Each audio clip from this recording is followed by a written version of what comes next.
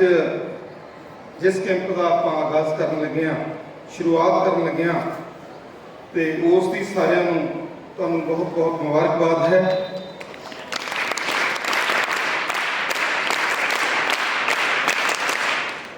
क्योंकि जदों भी कोई काम आप शुरू करते हैं तो पहला रब का नाम लिया जाए तो वो कोई रुकावट नहीं आती और बहुत वधिया होगा।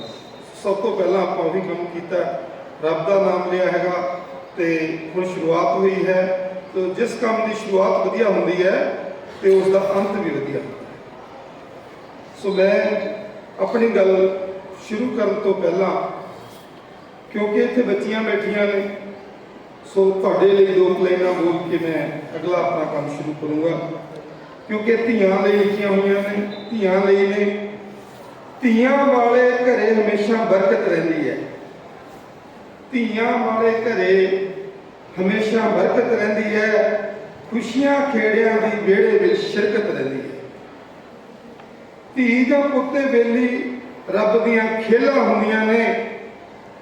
बस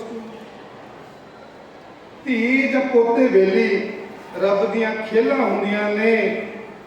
पुत्त जे हुंदे फुल तां धीआं बेलां हुंदियां ने, तां धीआं बेलां।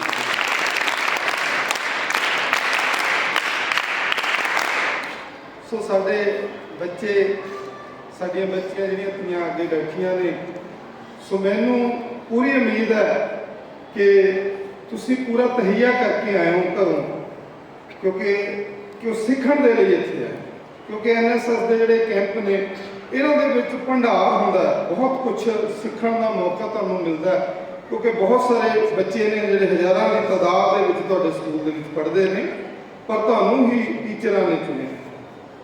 कुछ बच्चों 50-60 बच्चों ने चुनिया है। सो तुहाडे धन्नवाद ने। तो इसदा मतलब तुहानूं वधिया जिहड़े बच्चे ने सिर्फ उन्होंने ही इहदे विच कैंप दे लई चुनिया गया। क्योंकि बोलचाल, व्यवहार ते विचार, ये तीनों साडे अपने प्रोडक्ट ने। बोलचाल, व्यवहार ते विचार ये साडे अपने प्रोडक्ट ने। तो इन्हां दी क्वालिटी जिन्नी वधिया होगी तो उन्ना ही ज़्यादा तुहाडा मुल पैंदा है, उन्नी ज़्यादा कीमत मिलदी है। सो तुसीं वो बच्चे हो जिहड़े चंगे हो, जिन्हां चुनिया गया है। इत्थे तुहाडे टीचरां ने चंगे बच्चे देख के इत्थे तुहानूं लैके आंदा है। सो मैं पूरी उम्मीद करदा कि तुसीं बिल्कुल उन्हां दीआं जिहड़ियां उम्मीदां ने उन्हां दे उपर खरे उतरो। तो जिन्ने भी इत्थे, क्योंकि बहुत सारे लोग बहुत सम्मानयोग शख्सियतां ने जिहड़ियां अंदर बैठियां ने कतार, मुरली कतार दे विच, तो तुहानूं आशीर्वाद देण लई अगे आए ने। तो होर भी बहुत सारे लोग ने जिहड़े इत्थे आउणगे, रिसोर्स पर्सन आउणगे, जिहड़े तुहाडी जिंदगी दे विच विचरण दीआं वधिया गल्लां ने जिहड़ियां तुहानूं दस्सणगे कि जिंदगी जिउणी किद्दां है, जिंदगी का जिहड़ा है पथरीला रस्ता है, इहनूं तय किद्दां करना है। सो ये जिहड़ियां गल्लां ने उन्हां दे विच पूरी तरह तुसीं ध्यान देना पूरी। क्योंकि जब हम घरों इन्नी ठंड हैगी है ना, सारे बच्चे ने तुहाडे साथी ने जिहड़े वो अपने आराम नाल घरां दे विच बैठे ने। टीचर साहबान ने जिहड़े, मैं इन्हां नूं सलाम करदा कि छुट्टियां दे विच कोई नहीं अपना घर छड्डदा, कोई नहीं अपने बच्चे छड्डदा, ते अपने बच्चे छड्ड के अपने घर छड्ड के तुहाडे कोले ही बैठे ने। 7 दिन तुहाडे नाल रहणगे, वड्डी गल है। क्योंकि किसी ने एक छुट्टी होंदी है तो बिल्कुल नहीं आना पसंद करता होंदा, क्योंकि हरेक के घर दे विच बच्चे होंदे ने, तुहाडे वर्गे बच्चे टीचरां दे भी ने जां होर सारा जिहड़ा स्टाफ है उन्हां दे भी होंदे ने। पर ये तुहानूं अपने बच्चे समझ के तुहाडे नाल इत्थे रह रहे हैं, तुहानूं कुछ सिखाउण दे लई इत्थे रह रहे हैं। सो तुसीं जरूर जो भी अपना वध तो वध तुहाडे चेतना हैगी उस नूं, अपना जिहड़ा अंदरला मन है उस नूं खोल के अपना सारा जिहड़ा 7 दिन का प्रोग्राम है उसनूं वाचना है, उसनूं ग्रहण करना है। क्योंकि दो चीज़ां ना, एक चाकू ते एक दिमाग, उन्हें जिन्ना वरतोंगे तो उन्ना तिखा हो जाए। चाकू नाल तुसीं काम करी जाओ, अपने आप तिखा हो जाना, तिखा करने की जरूरत नहीं पैंदी। दिमाग नूं जिन्ना वरतोंगे वो होर चलेगा, है ना। एक चाकू नूं तुसीं रख दो 1 ਮਹੀਨਾ ਨਾ ਛੇੜੋ ਤਾਂ ਉਹਨੂੰ ਜੰਗਾਲ ਲੱਗ ਜਾਂਦਾ, ਉਹ ਖਤਮ ਹੋ ਜਾਂਦਾ, ਕੱਢਦਾ ਨਹੀਂ। ਇਸੇ ਤਰ੍ਹਾਂ ਦਿਮਾਗ ਹੈ, ਜੇ ਦਿਮਾਗ ਨੂੰ ਵਰਤੋਗੇ ਨਹੀਂ, ਕਿਸੇ ਪਾਸੇ ਲਾਓਗੇ ਨਹੀਂ ਤਾਂ ਉਹ ਕੁੰਡਾ ਹੋ ਜਾਵੇ। ਸੋ ਇਸ ਕਰਕੇ ਉਸ ਦਿਮਾਗ ਨੂੰ ਪਰ ਲਾਓ ਚੰਗੇ ਪਾਸੇ, ਮਾੜੇ ਪਾਸੇ ਨਹੀਂ, ਚੰਗੇ ਪਾਸੇ ਲਾਓ। ਚੰਗੀਆਂ ਗੱਲਾਂ ਨੇ ਜਿਹੜੀਆਂ ਉਹ ਸਿੱਖੋ, ਕਿਉਂਕਿ ਤੁਹਾਡੇ ਮਾਂ-ਬਾਪ ਨੇ ਜਿਹੜੇ ਤੁਹਾਡੇ ਤੋਂ ਬਹੁਤ ਮਿਹਨਤ ਕਰਦੇ ਨੇ, ਬਹੁਤ ਫਿਕਰ ਹੁੰਦਾ ਉਹਨਾਂ ਨੂੰ, ਕਿਉਂਕਿ 2 ਲੋਕ ਨੇ ਜਿਹੜੇ ਤੁਹਾਡਾ ਫਿਕਰ ਕਰਦੇ ਨੇ ਬਹੁਤ ਜ਼ਿਆਦਾ। ਇੱਕ ਤੁਹਾਡੇ ਮਾਂ-ਬਾਪ, ਦੂਸਰੇ ਤੁਹਾਡੇ ਟੀਚਰ, ਕਿਉਂਕਿ ਮਾਂ-ਬਾਪ ਨੇ ਜਨਮ ਦਿੱਤਾ ਹੁੰਦਾ, ਤੁਹਾਨੂੰ ਪਾਲਿਆ ਹੁੰਦਾ, ਵੱਡੇ ਕੀਤਾ ਹੁੰਦਾ, ਇਸ ਕਰਕੇ ਉਹਨਾਂ ਨੂੰ ਤਾਂ ਫਿਕਰ ਹੁੰਦਾ ਹੀ ਹੁੰਦਾ। ਉਹਦੇ ਨਾਲ ਨਾਲ ਜਿੱਥੇ ਤੁਸੀਂ ਪੜ੍ਹਾਈ ਕਰਦੇ ਹੋ, ਜਿਹੜੇ ਤੁਹਾਨੂੰ ਗਿਆਨ ਦਿੰਦੇ ਨੇ, ਜਿਹੜੇ ਤੁਹਾਨੂੰ ਜ਼ਿੰਦਗੀ ਦੇ ਵਿੱਚ ਵਿਚਰਨਾ ਸਿਖਾਉਂਦੇ ਨੇ, ਉਹਨਾਂ ਨੂੰ ਵੀ ਤੁਹਾਡਾ ਬਹੁਤ ਜ਼ਿਆਦਾ ਇਹ ਹੁੰਦਾ ਕਿ ਸਾਡੇ ਬੱਚੇ ਨੇ ਜਿਹੜੇ ਉਹ ਵਧੀਆ ਢੰਗ ਦੇ ਨਾਲ ਪੜ੍ਹਨ, ਕਿਤੇ ਚੰਗੀ ਪੋਸਟ 'ਤੇ ਜਾਣ। ਉਹ ਮਾਣ ਮਹਿਸੂਸ ਕਰਦੇ ਨੇ ਜਦੋਂ ਕਿਤੇ ਉਹਨਾਂ ਦੇ ਪੜ੍ਹਾਏ ਹੋਏ ਬੱਚੇ ਕੋਈ ਵਧੀਆ ਪੜ੍ਹ ਕੇ ਕੋਈ ਅਫਸਰ ਬਣ ਕੇ, ਕੋਈ ਬ੍ਰਿਗੇਡੀਅਰ ਬਣਿਆ ਹੋਇਆ, ਕੋਈ ਇੰਜੀਨੀਅਰ ਬਣਿਆ ਹੋਇਆ, ਕੋਈ ਡਾਕਟਰ ਬਣਿਆ ਹੋਇਆ, ਜਾਂ ਹੋਰ ਫੀਲਡ ਦੇ ਵਿੱਚ ਕੋਈ ਵੱਡਾ ਬਿਜ਼ਨਸਮੈਨ ਹੈ, ਜਦੋਂ ਉਹਨਾਂ ਨੂੰ ਮਿਲਦਾ ਤਾਂ ਉਹਨਾਂ ਨੂੰ ਖੁਸ਼ੀ ਹੁੰਦੀ। ਸੋ ਇਸ ਕਰਕੇ ਮਾਂ-ਬਾਪ ਦੀ ਜਿੰਨੀ ਕਦਰ ਕਰਦੇ ਹੋ, ਉਨੀ ਹੀ ਤੁਹਾਨੂੰ ਆਪਣੇ ਟੀਚਰਾਂ ਦੀ ਵੀ ਕਰਨੀ ਚਾਹੀਦੀ ਹੈ, ਕਿਉਂਕਿ ਗੁਰਬਾਣੀ ਦੇ ਵਿੱਚ ਵੀ ਇਹ ਵਿਖਿਆਨ ਹੈ ਕਿ ਕੁੰਭੇ ਬਤਾ ਜਲ ਰਹੇ, ਜਲ ਬਿਨ ਕੁੰਭ ਨਾ ਹੋਏ, ਗਿਆਨ ਕਾ ਬਤਾ ਮੰਨ ਰਹੇ, ਗੁਰ ਬਿਨ ਗਿਆਨ ਨਾ। ਸੋ ਗੁਰੂ ਤੋਂ ਬਿਨਾਂ ਕਦੇ ਵੀ ਗਿਆਨ ਨਹੀਂ ਮਿਲਦਾ ਹੈਗਾ। ਸੋ ਜਿਹੜੇ ਤੁਹਾਡੇ ਗੁਰੂ ਨੇ, ਟੀਚਰ ਨੇ, ਉਹਨਾਂ ਦੀ ਰਿਸਪੈਕਟ ਕਰਿਆ, ਕਿਉਂਕਿ 2 ਲੋਕਾਂ ਨੂੰ ਤੁਹਾਡਾ ਬਹੁਤ ਫਿਕਰ ਰਹਿੰਦਾ, ਕਿਉਂਕਿ ਉਹਨਾਂ ਨੂੰ ਇਹ ਹੁੰਦਾ ਕਿ ਮੇਰਾ ਰਿਜ਼ਲਟ ਵਧੀਆ ਹੋਣਾ ਚਾਹੀਦਾ, ਮੇਰੇ ਬੱਚੇ ਵਧੀਆ ਪੜ੍ਹੇ ਹੋਣੇ ਚਾਹੀਦੇ, ਮੇਰੇ ਬੱਚੇ ਜਦੋਂ ਮੈਨੂੰ ਮਿਲਣਾ ਤਾਂ ਕੋਈ ਅਫਸਰ ਹੋਵੇ, ਕੋਈ ਵੱਡਾ ਆਦਮੀ ਬਣਿਆ, ਹਮੇਸ਼ਾ ਤੁਹਾਡੀ ਭਲਾਈ ਚਾਹੁੰਦੇ, ਕਿਉਂਕਿ ਮਾਂ-ਬਾਪ ਨੂੰ ਹਮੇਸ਼ਾ ਤੁਹਾਡੀ ਟੈਨਸ਼ਨ ਰਹਿੰਦੀ ਹੈ। ਕਹਿੰਦੇ ਇੱਕ ਨੌਜਵਾਨ ਨੂੰ ਨਾ ਪੁੱਛਿਆ ਗਿਆ ਕਿ ਜਦੋਂ ਕੋਈ ਤੈਨੂੰ ਟੈਨਸ਼ਨ ਹੁੰਦੀ ਹੈ, ਜਦੋਂ ਤੈਨੂੰ ਕੋਈ ਪ੍ਰੋਬਲਮ ਆਉਂਦੀ ਹੈ, ਜਦੋਂ ਕੋਈ ਤੈਨੂੰ ਸਮੱਸਿਆ ਆਉਂਦੀ ਹੈ, ਤੂੰ ਸਭ ਤੋਂ ਪਹਿਲਾਂ ਕਿਹਨੂੰ ਯਾਦ ਕਰਦਾ? ਉਹ ਕਹਿੰਦਾ ਵੀ ਮੈਂ ਇੱਕਦਮ ਬਿਨਾਂ ਸੋਚੇ ਕਹਿੰਦਾ ਮੈਂ ਆਪਣੀ ਮਾਂ ਨੂੰ ਯਾਦ ਕਰਦਾ। ਸਾਰੇ ਇੱਦਾਂ ਕਰਦੇ ਨੇ, ਕਿਉਂਕਿ ਮਾਂ ਮਮਤਾ ਦੀ ਮੂਰਤ ਹੈ। ਉਹਨੂੰ ਪਤਾ ਹੁੰਦਾ ਕਿ ਜਿਹੜਾ ਕੰਮ ਕਰਨਾ ਹੈਗਾ ਜਾਂ ਕਰਾਉਣਾ ਹੈ ਅਸੀਂ ਘਰ ਦੇ ਕਿਸੇ ਵੀ ਮੈਂਬਰ ਤੋਂ, ਤਾਂ ਸਭ ਤੋਂ ਪਹਿਲਾਂ ਉਹ ਆਪਣੇ ਮਾਂ ਕੋਲ ਜਾਂਦਾ ਵੀ ਮਾਂ ਨੇ ਮੇਰੀ ਗੱਲ ਮੰਨ ਲੈਣੀ ਹੈ, ਕਿਉਂਕਿ ਮਾਂ ਦੇ ਵਿੱਚ ਮਮਤਾ ਹੁੰਦੀ ਹੈ। ਉਹ ਕਈ ਵਾਰੀ ਬੱਚੇ ਅੱਜ ਕੱਲ੍ਹ ਦੇ ਬੜੇ ਚੁਸਤ ਨੇ, ਚਾਹੇ ਉਹ ਆਪਣੀਆਂ ਗਲਤ ਗੱਲਾਂ ਵੀ ਉਹਨਾਂ ਤੋਂ ਮਨਾ ਲੈਂਦੇ ਨੇ, ਹੈ। ਸੋ ਉਹ ਮਾਂ ਕੋਲੇ ਜਾਂਦਾ, ਕਹਿੰਦੀ ਅਸੀਂ ਮਾਂ ਕੋਲੇ ਜਾਂਦੇ ਹਾਂ, ਸਾਡੀ ਟੈਨਸ਼ਨ ਦੂਰ ਹੋ ਜਾਂਦੀ ਹੈ, ਉਹ ਸਾਡੀ ਸਮੱਸਿਆ ਦਾ ਹੱਲ ਕਰ ਦਿੰਦੀ ਹੈ। ਤੇ ਫਿਰ ਉਹ ਕਹਿੰਦਾ ਤੁਸੀਂ ਬਾਪ ਕੋਲੇ ਕਿਉਂ ਨਹੀਂ ਜਾਂਦੇ? ਵੀ ਬਾਪ ਵੀ ਬਰਾਬਰ ਦਾ ਹੀ ਹੱਕਦਾਰ ਹੈ, ਜਿੰਨਾ ਪਿਆਰ ਤੁਹਾਨੂੰ ਮਾਂ ਕਰਦੀ ਹੈ ਤੇ ਉਹਨਾਂ ਹੀ ਬਾਪ ਵੀ ਕਰਦਾ। ਉਹਦਾ ਬੜਾ ਸੋਹਣਾ ਜਵਾਬ ਸੀ। ਉਹ ਕਹਿੰਦਾ ਜੇ ਬਾਪ ਕੋਲੇ ਹੋਵੇ ਨਾ, ਘਰ ਹੋਵੇ ਜਾਂ ਜਿਉਂਦਾ ਹੋਵੇ, ਤਾਂ ਫਿਰ ਕੋਈ ਟੈਨਸ਼ਨ ਆਉਂਦੀ ਨਹੀਂ, ਕੋਈ ਸਮੱਸਿਆ ਆਉਂਦੀ ਨਹੀਂ। ਸੋ ਬਾਪ ਦਾ ਰੁਤਬਾ ਵੀ ਉਨਾ ਹੀ ਉੱਚਾ, ਕਿਉਂਕਿ ਮਾਂ-ਬਾਪ ਨੇ ਨਾ ਜਿਹੜੇ, ਉਹਨਾਂ ਦੀ ਜ਼ਰੂਰ ਤੁਸੀਂ ਕਦਰ ਕਰਿਆ ਕਰੋ, ਉਹਨਾਂ ਦੀ ਸੇਵਾ ਕਰਿਆ ਕਰੋ। ਪਤਾ ਨਹੀਂ ਕਿਹੋ ਜਿਹੇ ਹਾਲਾਤਾਂ ਦੇ ਵਿੱਚੋਂ ਲੰਘ ਕੇ ਉਹ ਤੁਹਾਡੀਆਂ ਇਛਾਵਾਂ ਨੇ ਜਿਹੜੀਆਂ ਉਹ ਪੂਰੀਆਂ ਕਰਦੇ। ਕੋਈ ਵੀ ਮਾਂ-ਬਾਪ ਕਦੇ ਨਹੀਂ ਇਹ ਚਾਹੁੰਦਾ ਕਿ ਮੇਰਾ ਬੱਚਾ ਦੂਸਰੇ ਤੋਂ ਘੱਟ ਰਹੇ, ਉਸ ਨੂੰ ਕਿਸੇ ਚੀਜ਼ ਦੀ ਕਮੀ ਰਹੇ।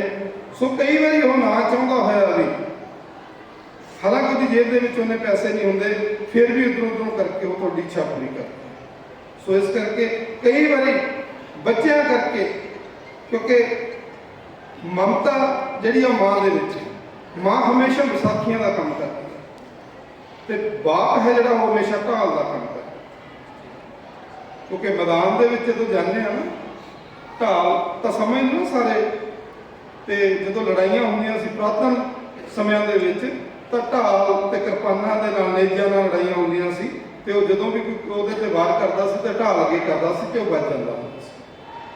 ਸੋ ਬਾਪ ਦਾ ਰੋਲ ਉਸ ਢਾਲ ਵਰਗਾ ਹੈਗਾ, ਕਿਉਂਕਿ ਜਦੋਂ ਵੀ ਮਾਂ ਹੈ ਹਮੇਸ਼ਾ ਵਿਸਾਖੀਆਂ ਦਾ ਕੰਮ ਇਸ ਕਰਕੇ ਕਰਦੀ ਹੈ ਕਿ ਜਦੋਂ ਵੀ ਬੱਚੇ ਨੇ ਕੋਈ ਚੀਜ਼ ਲੈਣੀ ਹੋਵੇ, ਕੋਈ ਵੀ ਕੰਮ ਕਰਨਾ ਹੋਵੇ, ਤੇ ਕਿਉਂਕਿ ਪੈਸੇ ਤਾਂ ਬਾਪ ਤੋਂ ਲੈਣੇ ਹੁੰਦੇ ਨੇ, ਸਾਰਾ ਕੁਝ ਦੇਣਾ ਤਾਂ ਉਹਨੇ ਹੁੰਦਾ, पर इन्नी हिम्मत नहीं होती कि सीधा बाप को चले जान, भी जे सीधा बाप को चल गए तो फिर ना हो जू, जे एक बार ना होगी तो फिर मिलनी नहीं।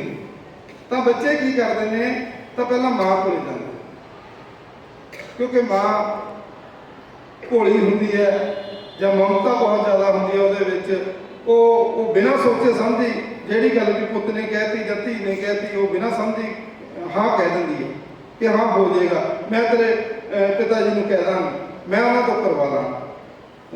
सो इस करके बाप की है, बाप को कई बार जिस तरह कोई बच्चा है वो बहुत सारिया गल्लां सोचनिया होंदियां ने, क्योंकि दुनिया दे विच विचरदा है, जिंदगी के बड़े बड़े तजर्बे होंदे ने उसके, क्योंकि वो देखदा भी ये मेरे बच्चे लिए किहड़ी चीज़ चंगी है तो किहड़ी माड़ी है। जिहड़ी माड़ी है वो उसनूं अक्सर मना करदा। जिस तरह कोई बच्चा आ जाता उहदे बाप कोले आउंदा, माँ नूं कहंदा कि मैं तो बुलट मोटरसाइकिल लेना है ना, तो माँ बिना सोचे ठीक है भी हाँ मेरे पुत ने कहता तो हाँ कोई गल नहीं भी ले देंगे कर लाँगे, पर बाप उस तो पहला कई चीज़ां सोचता, उन्होंने पता होंदा भी इन्हें लेना क्यों है, लोगों वाल देख रहा, लोगों के बच्चों वाल देखता, क्योंकि तुसीं सुनी ही है कि बुलट क्यों लेना, पटाके पाउण लई, है ना, आही है ना, बहुतियां ने तां लिया सी, उन्होंने पता भी इसने आह काम कर लेने तां इहने बुलट लेना, ठीक तो फिर वो बड़ा भारी मोटरसाइकिल है, जे गिर गया लत्त तोड़ दूगा, फिर ये छोटा है कि एक्सीडेंट ना कर लवे, किते होर ही ना सारा कुछ खराब कर दे, बहुत सारिया गल्लां सोचदा हो कि कोई ढाल है। सो इस करके बहुत सारिया जिहड़ियां गल्लां ने, क्योंकि माँ बाप ने जिहड़े कई बारी मतलब बच्चों दी गलतियां करके ਇਹੋ ਜਿਹੀ जगह पर कई बार तुसीं उन्हां नूं खड़े कर दिंदे हो कि बाप जिथे पैर भी नहीं रखना चाहुंदा ना उत्थे उहदे हत्थ जड़ा दिंदे तुसीं, वो हत्थ जोड़ के खड़दा, अपनी जमीन मार लैंदा अपने बच्चों लिए। सो इस करके तुहाडे जिहड़े सत्कारयोग माँ बाप ने उन्हां दा जरूर तुसीं ध्यान रखिया करो, उन्हां दा सत्कार करिया करो, क्योंकि उस तो बिना जिहड़े बच्चे अपने माँ बाप का सत्कार नहीं करते तो कदे भी वो तरक्कियां नहीं। सोच वधिया रखो। हाँ तुसीं अजकल की है कि सोच तुसीं ब्रांड वाल नूं जा रहे हो, है ना, हर गल जे करो ना, कोई कदे बच्चों दुकान पर लै जाओ तो वो बच्चे ने जिहड़े कोई सिंपल जिहड़े आम कंपनी के कपड़े ने उन्होंने हथ नहीं लाते कि नहीं सानू तो ब्रांडेड चाहिए है ना, शूज लैने ने असी तो नाइक के लैने ने, असी तो एडिडास के लैना, हूँ तो होर भी तुसीं ना सानू तो पता भी नहीं लगता, नाइकी शुरू करता है कहना, या होर छोटे छोटे नाम ने जिहड़े बहुत सारिया गल्लां ने जिहड़ियां, पर बिल्कुल तुहानूं वो भी मैं कहना करना चाहिए, पर इस तो भी वड्डी गल हैगी है जिहड़ी, ते अपने आप नूं ब्रांड बनाओ, सोच ब्रांडेड करो, कपड़े तुहाडे किसी ने नहीं देखने भी किहड़े पाए हुए ने, तुसीं ब्रांड पाया है नहीं पाया है, देखना की है तुहाडी सोच किदां दी है, वो ब्रांडेड है, तुहाडे मूँह चों जिहड़े शब्द निकलदे ने चंगे ने कि माड़े ने जां किस लैवल दे ने, उन्हां नूं वधिया बनाओ, अपना व्यवहार चंगा करो, अपने विचार वधिया करो, वधिया सोच रखो, माड़े पासे ना जाओ, चंगी सोच लैके आओ, पॉजिटिव अपने अंदर सोच लैके आओ, नैगेटिविटी तो बचो। थॉमस एडिसन का नाम तो तुसीं सारे जानते हो, साइंस के बच्चे बैठे होंगे, है ना, वो वर्गी सोच लैके उन्हें कहता मैं ना कच दे विच बल्ब जगाऊंगा, कच दे विच रोशनी करूँगा, लोग कहते भी ये की बोली जाता है, फिर वो कहता करे वो 999 वारी फेल होया, जदों इन्हें इन्वेंशन की है ना बल्ब की, तो 999 वारी फेल होया, पर उसने जिहड़ा उसका हट सीगा वो छड्डिया नहीं, तो वो कहता भी मैं कच दे विच बल्ब या कच दे विच जिहड़ी रोशनी आ वो जगा के हटाऊंगा। सो उन्हें जगाती, 1000वीं वार वो सफल होया ते बल्ब की इन्वेंशन कर, आ जिहड़ी लाइट चल रही है, तो उहो जे लोगों की संगत करो, उहो जे विचार सीखो, वधिया किताबां पढ़िया करो, वधिया लिटरेचर पढ़िया करो, जिहदे नाल तुहानूं कुछ ना कुछ सीखण नूं मिले, ते गलत चीज़ां ने जिहड़ियां जिस तरह तुसीं असल दे विच जिहड़े मार्गदर्शक ने वो तो तुसीं अपने जिहड़े माड़े लोग ने, माड़े मैं उन्होंने कहना माड़े सिंगर ने जिहड़े असल दे विच माड़े गायक ने जिहड़े ਉਹ ਬੜੇ ਉਹਨਾਂ ਦੇ ਤੁਸੀਂ ਉਹਨਾਂ ਨੂੰ ਮਾਰਗਦਰਸ਼ਕ ਆਪਣੇ ਮੰਨਦੇ ਹੋ ਵੀ ਉਹ ਬੜੇ ਚੰਗੇ ਲੋਕ ਨੇ, ਉਹਨਾਂ ਦੇ ਗਾਣੇ ਸੁਣਦੇ ਹੋ ਤੇ ਉਹੋ ਜਿਹੀ ਤੁਹਾਡੇ ਦਿਮਾਗ ਹੋਈ ਜਾ ਰਿਹਾ। ਔਰ ਕੋਈ ਵੀ ਮੈਨੂੰ ਲੱਗਦਾ ਸਿੰਗਰ ਇੱਦਾਂ ਦਾ ਨਹੀਂ ਹੈ ਜਿਨ੍ਹਾਂ ਦੇ ਗਾਣਿਆਂ ਦੇ ਵਿੱਚ ਉਹ ਵੈਪਨ ਨਾ ਦਿਖਾਉਂਦੇ ਹੋਣ, ਹਥਿਆਰਾਂ ਦੀ ਵਰਤੋਂ ਨਾ ਹੁੰਦੀ ਹੋਵੇ, ਔਰ ਕੋਈ ਵੀ ਗਾਣਾ ਇੱਦਾਂ ਦਾ ਨਹੀਂ ਜਿਹਦੇ ਵਿੱਚ ਨਸ਼ਿਆਂ ਦੀ ਗੱਲ ਨਾ ਹੋਵੇ। ਸੋ ਸਾਡੇ ਜਿਹੜੇ ਨੌਜਵਾਨ ਪੀੜ੍ਹੀ ਹੈਗੀ ਆ, ਸਾਡਾ ਯੰਗ ਜਨਰੇਸ਼ਨ ਜਿਹੜੀ ਸਾਡੇ ਸਾਹਮਣੇ ਬੈਠੀ ਹੈ, ਤਾਂ ਅਸੀਂ ਉਹਨਾਂ ਨੂੰ ਨਕਾਰਦੇ ਨਹੀਂ ਹੈ, ਅਸੀਂ ਵੀ ਪ੍ਰਮੋਟ ਕਰ ਰਹੇ ਹਾਂ। ਸਗੋਂ ਸਾਡੇ ਬੱਚੇ ਉਹਨਾਂ ਨੂੰ ਬੜੇ ਕਮੈਂਟ ਦਿੰਦੇ ਨੇ, ਘੈਂਟ ਹੈ, ਅੱਤ ਹੈ, ਚੱਕ ਦੇ, ਪਤਾ ਨਹੀਂ ਕੀ ਕੁਛ ਤੁਸੀਂ ਉਹਨਾਂ ਨੂੰ ਲਿਖਿਆ। ਜਿੰਨੀ ਦੇਰ ਤੁਸੀਂ ਉਹਨਾਂ ਨੂੰ ਸਨੱਬ ਨਹੀਂ ਕਰਦੇ ਹੈਗੇ ਤਾਂ ਉਹ ਉਨੀ ਦੇਰ ਇਸੇ ਤਰੀਕੇ ਦੇ ਨਾਲ ਨਸ਼ਿਆਂ ਨੂੰ ਵੀ ਪ੍ਰਮੋਟ ਕਰਨਗੇ ਤੇ ਹਥਿਆਰਾਂ ਨੂੰ ਵੀ ਪ੍ਰਮੋਟ ਕਰਨਗੇ। ਉਹ ਨਸ਼ੇ ਕੋਈ ਹੋਰ ਨਹੀਂ ਲੈਂਦਾ, ਤੁਹਾਡੇ ਆਪਣੇ ਭਰਾ ਲੈਂਦੇ। ਉਹ ਹਥਿਆਰਾਂ ਦੀ ਵਰਤੋਂ ਕੋਈ ਹੋਰ ਨਹੀਂ ਕਰਦਾ, ਤੁਹਾਡੇ ਆਪਣੇ ਭਰਾ ਲੈਂਦੇ ਕਰਦੇ। ਸੋ ਇਹ ਸਾਰੀਆਂ ਚੀਜ਼ਾਂ ਨੂੰ, ਕਿਉਂਕਿ ਇਹ ਇੱਕ ਟੀਮ ਵਰਕ ਹੈ, ਜਿੰਨੀ ਦੇਰ ਅਸੀਂ ਇਹ ਲੋਕਾਂ ਨੂੰ ਰੋਕਾਂਗੇ ਨਹੀਂ ਤਾਂ ਉਨੀ ਦੇਰ ਇਹ ਸਿਸਟਮ ਹੈ ਜਿਹੜਾ ਇਸੇ ਤਰੀਕੇ ਨਾਲ ਚੱਲਦਾ ਰਹੇ। ਕਿਉਂਕਿ ਕਹਿੰਦੇ ਨੇ ਕਿ ਪੰਜਾਬ ਦੇ ਜੰਮਿਆਂ ਨੂੰ ਨਿਤ ਮਹਿਮਾ, ਅਸੀਂ ਪੜ੍ਹਦੇ ਆਏ ਹਾਂ ਔਰ ਇਹ ਗੱਲ ਸਹੀ ਹੈ। ਕਿਉਂਕਿ ਜਦੋਂ ਵੀ ਕੋਈ ਧੜ ਵੀ ਆਉਂਦਾ ਸੀ, ਕਿਉਂਕਿ ਉਦੋਂ ਇੱਦਾਂ ਦੇ ਹਥਿਆਰ ਤਾਂ ਹੁੰਦੇ ਨਹੀਂ ਸੀ, ਤੇ ਆਮ ਜਿਵੇਂ ਆਪਾਂ ਪਹਿਲਾਂ ਗੱਲ ਕਰਿਆ ਵੀ ਢਾਲਾਂ ਦੇ ਨਾਲ, ਤਲਵਾਰਾਂ ਦੇ ਨਾਲ, ਨੇਜਿਆਂ ਦੇ ਨਾਲ ਤੇ ਬਰਸ਼ਿਆਂ ਦੇ ਨਾਲ ਲੜਾਈ ਹੁੰਦੀ ਸੀ। ਤਾਂ ਜਦੋਂ ਵੀ ਕੋਈ ਧੜ ਵੀ, ਜਿਵੇਂ ਅਹਿਮਦ ਸ਼ਾਹ ਅਬਦਾਲੀ, ਗਜ਼ਨੀ ਵਰਗੇ, ਸਿਕੰਦਰ ਵਰਗੇ ਲੋਕ ਜਦੋਂ ਭਾਰਤ ਦੇ ਵਿੱਚ ਹਮਲਾ ਕਰਨ ਆਏ, ਜਦੋਂ ਉਹਨਾਂ ਨੇ ਦਿੱਲੀ ਦੇ ਉੱਪਰ ਹਮਲਾ ਕਰਨਾ ਹੁੰਦਾ ਸੀ ਤਾਂ ਸਭ ਤੋਂ ਪਹਿਲਾਂ ਖੈਬਰ ਦਰੇ ਦੇ ਰਾਹੀਂ ਉਹ ਪੰਜਾਬ ਦੇ ਵਿੱਚ ਐਂਟਰ ਕਰਦੇ ਹੁੰਦੇ ਸੀ। ਔਰ ਉਹ ਪੰਜਾਬ ਜਿਹੜੀ ਗੁਰੂਆਂ, ਪੀਰਾਂ, ਪੈਗੰਬਰਾਂ ਦੀ ਧਰਤੀ ਹੈ, ਜਿਸ ਨੇ ਬਹੁਤ ਨਾਯਾਬ ਯੋਧਿਆਂ ਨੂੰ ਜਨਮ ਦਿੱਤਾ ਹੈ, ਜਿਹਦੇ ਵਿੱਚ ਮਹਾਰਾਜਾ ਰਣਜੀਤ ਸਿੰਘ ਵਰਗੇ ਲੋਕ, ਹਰੀ ਸਿੰਘ ਨਲੂਏ ਵਰਗੇ ਲੋਕ ਜਿਨ੍ਹਾਂ ਨੇ ਜਨਮ ਲਿਆ ਇਸ ਧਰਤੀ ਤੇ, ਜੱਸਾ ਸਿੰਘ ਆਹਲੂਆ ਵਾਲੇ, ਜੱਸਾ ਸਿੰਘ ਰਾਮਗੜੀਆ ਵਰਗੇ ਲੋਕ ਸੀ ਜਿਹੜੇ ਉਸ ਧਰਤੀ ਦੇ ਪਾਲਣਹਾਰੇ ਸੀ ਤੇ ਧਰਤੀ ਨੂੰ ਬਚਾਉਣ ਵਾਲੇ ਸੀ। ਤੇ ਜਦੋਂ ਵੀ ਕੋਈ ਧੜ ਵੀ ਹਮਲਾ ਕਰਨ ਆਉਂਦਾ ਸੀ ਤਾਂ ਪਹਿਲਾਂ ਪੰਜਾਬ ਦੇ ਵਿੱਚ ਉਹਦੀ ਐਂਟਰੀ ਹੁੰਦੀ ਸੀ ਤੇ ਪੰਜਾਬ ਦੇ ਜਿਹੜੇ ਬਹਾਦਰ ਲੋਕ ਸੀ ਉਹਨਾਂ ਨੇ ਕਦੇ ਪੰਜਾਬ ਉਹਨਾਂ ਨੂੰ ਟੱਪੜ ਨਹੀਂ ਦਿੱਤਾ ਸੀ, ਇੱਥੋਂ ਹੀ ਮਾਰ ਕੇ ਦੇੜਦੇ ਸੀ। ਸੋ ਉਹ ਲੋਕ ਨੇ ਤੁਹਾਡੇ ਰਹਿਬਰ, ਉਹ ਲੋਕਾਂ ਦਾ ਖੂਨ ਹੈ ਜਿਹੜਾ ਤੁਹਾਡੀਆਂ ਰਗਾਂ ਦੇ ਵਿੱਚ ਅੱਜ ਵੀ ਦੌੜ ਰਿਹਾ। ਆਪਣਾ ਇਤਿਹਾਸ ਪੜ੍ਹਿਆ ਕਰੋ, ਉਹਨਾਂ ਨੂੰ ਸਮਝੋ ਤੇ ਤੁਸੀਂ ਕਿੱਥੇ ਖੜੇ ਹੋ ਤੇ ਉਦੋਂ ਦਾ ਸਾਡਾ ਪੰਜਾਬ ਸੀ ਜਿਹੜਾ, ਉਹਦਾ ਇਤਿਹਾਸ ਕੀ ਸੀ। ਤੇ ਉਦੋਂ ਉਹ ਲੋਕ ਸੀ ਜਿਹੜੇ ਪੂਰੇ ਭਾਰਤ ਨੂੰ ਬਚਾਉਣ ਦੇ ਲਈ ਆਪਣੀ ਹਿੱਕ ਦੇ ਉੱਪਰ ਗੋਲੀਆਂ ਖਾ ਕੇ ਸ਼ਹੀਦੀਆਂ ਦਿੰਦੇ ਸੀ, ਪਰ ਦਿੱਲੀ ਤੱਕ ਉਹਨਾਂ ਨੂੰ ਜਾਣ ਨਹੀਂ ਦਿੰਦੇ ਸੀ।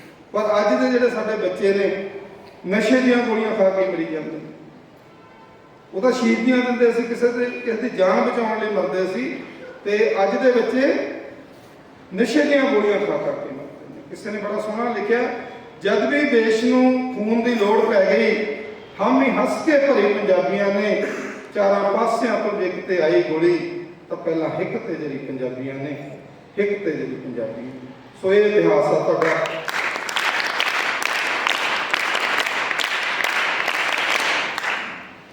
ਸੋ ਇਸ ਨੂੰ ਬਿਲਕੁਲ ਤੁਹਾਨੂੰ ਮਤਲਬ ਇਹ ਜਿਹੜਾ ਇਤਿਹਾਸ ਹੈ ਉਸ ਨੂੰ ਪੜ੍ਹਨਾ ਚਾਹੀਦਾ, ਕਿਉਂਕਿ ਅੱਜ ਦੇ ਜਿਹੜੇ ਦਿਨ ਨੇ, ਸ਼ਹੀਦੀਆਂ ਦੇ ਦਿਨ, ਸ਼ਹਾਦਤਾਂ ਦੇ ਦਿਨ ਚੱਲਦੇ ਨੇ। ਛੋਟੇ ਜਿਹੜੇ ਸਾਹਿਬਜ਼ਾਦੇ ਨੇ ਸ਼ਹੀਦ ਹੋਏ ਸੀ ਇਹਨਾਂ ਦਿਨਾਂ ਦੇ ਵਿੱਚ, ਇਹ ਵੀ ਤੁਹਾਡਾ ਇੱਕ ਇਤਿਹਾਸ ਹੈ, ਇਸ ਨੂੰ ਵੀ ਜ਼ਰੂਰ ਯਾਦ ਰੱਖੋ। ਜ਼ਰੂਰ ਇੱਕ ਵਾਰੀ ਸਰਹੰਦ ਜਾ ਕੇ ਆਓ, ਜਦੋਂ ਵੀ ਤੁਹਾਨੂੰ ਸਮਾਂ ਲੱਗਿਆ, ਹੁਣ ਚਾਹੇ ਰਸ਼ ਹੈ ਚਾਹੇ ਬਾਅਦ 'ਚ ਜਾ ਕੇ ਆਓ, ਇਤਿਹਾਸ ਪੜ੍ਹ ਕੇ ਆਓ ਵੀ ਸਾਡੇ ਲਈ ਉਹ ਛੋਟੇ ਛੋਟੇ ਬੱਚਿਆਂ ਨੇ ਕਿਹੜੀਆਂ ਕਿਹੜੀਆਂ ਕੁਰਬਾਨੀਆਂ ਦਿੱਤੀਆਂ। ਕਿਉਂਕਿ ਅਸੀਂ ਆਪਣੇ ਇਤਿਹਾਸ ਨਾਲੋਂ ਟੁੱਟਦੇ ਜਾਂਦੇ ਹਾਂ, ਆਪਣੇ ਜਿਹੜਾ ਸਾਡਾ ਸੱਭਿਆਚਾਰ ਨਾਲੋਂ ਟੁੱਟਦੇ ਜਾਂਦੇ ਹਾਂ। ਇਹੀ ਕਾਰਨ ਹੈ ਕਿ ਅਸੀਂ ਬਹੁਤ ਸਾਰੀਆਂ ਸਮੱਸਿਆਵਾਂ ਦੇ ਵਿੱਚ ਘਿਰੇ ਹੋਏ ਹਾਂ। ਉੱਥੇ ਜਾ ਕੇ ਸਾਨੂੰ ਅਣਖ ਦਾ ਪਤਾ ਲੱਗਦਾ ਕਿ ਛੋਟੇ ਛੋਟੇ ਬੱਚਿਆਂ ਨੇ ਅਣਖ ਦੀ ਖਾਤਰ ਕੀ ਕੁਛ ਕਰਤਾ, ਬੜੇ ਬੜੇ ਸੂਬਿਆਂ ਨੂੰ ਹਿਲਾ ਕੇ ਰੱਖਤਾ। ਕਹਿੰਦਾ ਮੈਂ ਅਣਖ ਲੱਭਣ ਚੱਲਿਆ ਸੀ, ਕਿਤੇ ਨਾ ਮਿਲੀ ਬਾਜ਼ਾਰਾਂ ਵਿੱਚ। ਕਹਿੰਦਾ ਮੈਂ ਅਣਖ ਲੱਭਣ ਚੱਲਿਆ ਸੀ, ਕਿਤੇ ਨਾ ਮਿਲੀ ਬਾਜ਼ਾਰਾਂ ਵਿੱਚ। ਘੁੰਮਦਾ ਮੈਂ ਸਰਹੰਦ ਪਹੁੰਚ ਗਿਆ, ਉੱਥੇ ਚਿਣੀ ਮਿਲੀ ਦੁਬਾਰਾ ਵਿੱਚ, ਚਿਣੀ ਮਿਲੀ ਦੁਬਾਰਾ। ਸੋ ਉਹ ਅਣਖ ਵਾਲੇ ਜਿਹੜੇ ਬੱਚੇ ਸੀਗੇ ਉਹਨਾਂ ਤੋਂ ਸੇਧ ਲਓ। ਸੋ ਇਸ ਤਰੀਕੇ ਦੇ ਨਾਲ ਮੈਂ ਤੁਹਾਡਾ ਬਹੁਤਾ ਸਮਾਂ ਹੋਰ ਨਾ ਲਵਾਂ, ਗੱਲਾਂ ਤਾਂ ਬਹੁਤ ਨੇ ਤੁਹਾਡੇ ਨਾਲ ਕਰਨ ਵਾਲੀਆਂ। ਸੋ ਆਪਾਂ NSS ਦੇ ਕੈਂਪ ਦੇ ਲਈ ਬੱਚਿਓ, ਜਿਹੜੇ ਲਈ ਮਕਸਦ ਲਈ ਤੁਸੀਂ ਆਏ ਹੋ, ਤਾਂ ਉਸ ਨੂੰ ਤੁਸੀਂ, ਮੈਂ ਸਮਝਦਾ ਕਿ ਪੂਰੀ ਬਹੁਤ ਸਾਰੇ ਰਿਸੋਰਸ ਪਰਸਨ ਤੁਹਾਡੇ ਕੋਲੇ ਆਉਂਦੇ ਨੇ ਇੱਥੇ, ਤੇ ਹਰ ਫੀਲਡ ਦੇ ਉਹ ਮਾਹਰ ਹੁੰਦੇ ਨੇ। ਉਹ ਸਾਰੀਆਂ ਗੱਲਾਂ ਤੁਸੀਂ ਸਿੱਖ ਕੇ ਜਾਣੀਆਂ ਨੇ, ਔਰ ਜਿਹੜੀਆਂ ਗੱਲਾਂ ਇੱਥੋਂ ਸਿੱਖ ਕੇ ਜਾਣੀਆਂ ਨੇ ਉਹ ਅੱਗੇ ਜਾ ਕੇ ਆਪਣੇ ਘਰਾਂ ਦੇ ਵਿੱਚ ਇੰਪਲੀਮੈਂਟ ਕਰਨੀਆਂ ਨੇ, ਸਮਾਜ ਦੇ ਵਿੱਚ ਇੰਪਲੀਮੈਂਟ ਕਰਨੀਆਂ ਨੇ, ਇੱਕ ਵਧੀਆ ਸਮਾਜ ਦੀ ਨੀਂਹ ਰੱਖਣੀ ਆ ਤੁਸੀਂ। ਕਿਉਂਕਿ ਕੋਈ ਵੀ, ਚਾਹੇ ਉਹ ਦੇਸ਼ ਹੈ, ਚਾਹੇ ਉਹ ਘਰ ਹੈ, ਚਾਹੇ ਕੋਈ ਸਮਾਜ ਹੈ, ਤੇ ਉਹਨਾਂ ਦੀ ਜਿਹੜੀ ਨੀਂਹ ਹੈ ਤੇ ਉਹ ਨੌਜਵਾਨ ਪੀੜ੍ਹੀ ਹੈ। ਦੇਸ਼ ਦਾ ਜਿਹੜਾ ਵਜ਼ਨ ਹੈਗਾ ਉਹ ਤੁਹਾਡੇ ਮੋਢਿਆਂ ਤੇ, ਸਾਰਾ ਦੇਸ਼ ਹੈ ਜਿਹੜਾ ਤੁਹਾਡੇ ਵੱਲ ਨੂੰ ਦੇਖ ਰਿਹਾ ਕਿ ਜਿਸ ਦੇਸ਼ ਦੇ ਬੱਚੇ ਚੰਗੇ ਹੋਣਗੇ, ਨੌਜਵਾਨ ਚੰਗੇ ਹੋਣਗੇ, ਉਹ ਦੇਸ਼ ਖੁਸ਼ਹਾਲ ਹੋਵੇਗਾ। ਸੋ ਮੈਂ ਪੂਰੀ ਕਾਮਨਾ ਕਰਦਾ ਕਿ ਤੁਸੀਂ ਉਹੀ ਬੱਚੇ ਹੋ ਕਿ ਇਸ ਸਾਰੇ ਸਮਾਜ ਨੂੰ, ਇਸ ਦੇਸ਼ ਨੂੰ ਖੁਸ਼ਹਾਲ ਬਣਾਉਣ ਵਾਲੇ ਹੋ। ਮਿਹਨਤ ਕਰੋਗੇ, ਸਾਰਾ ਕੁਝ ਚੰਗਾ ਕਰੋਗੇ, ਕਿਉਂਕਿ 3 ਚੀਜ਼ਾਂ ਦੇ ਉੱਪਰ ਤੁਸੀਂ ਪਹਿਰਾ ਦੇਣਾ। NSS ਦੇ ਵਿੱਚ 3 ਚੀਜ਼ਾਂ ਮਸਟ ਨੇ। ਯੂਥ ਸਰਵਿਸ ਦਾ ਜਿਹੜਾ ਲੋਗੋ ਹੈ ਉਹਦੇ ਵਿੱਚ 3D ਦਾ ਕਨਸੈਪਟ ਹੈ। ਪਹਿਲੀ D ਡਿਸਪਲਿਨ, ਦੂਸਰੀ D ਡਿਊਟੀ, ਤੀਸਰੀ ਡਿਊਟੀ ਡੈਡੀਕੇਸ਼ਨ। ਇਹ ਤਿੰਨੋਂ D ਦੇ ਉੱਪਰ ਜਿਹੜੇ ਬੱਚੇ ਨੇ ਪਹਿਰਾ ਦਿੱਤਾ ਤਾਂ ਉਸ ਨੂੰ ਆਪਣੀ ਮੰਜ਼ਿਲ ਤੋਂ ਜਾਣ ਲਈ ਕੋਈ ਵੀ ਤਾਕਤ ਰੋਕ ਨਹੀਂ ਸਕਦੀ। ਜੇ ਤੁਸੀਂ ਡਿਸਪਲਿਨ 'ਚ ਰਹਿਣਾ ਸਿੱਖ ਲਿਆ, ਜੇ ਤੁਸੀਂ ਠੀਕ ਢੰਗ ਨਾਲ ਡਿਊਟੀ ਕਰਨੀ ਸਿੱਖ ਲਈ, ਤੇ ਆਪਣੇ ਕੰਮ ਨੂੰ ਡੈਡੀਕੇਸ਼ਨ ਨਾਲ ਕਰਨਾ ਸ਼ੁਰੂ ਕਰੋ।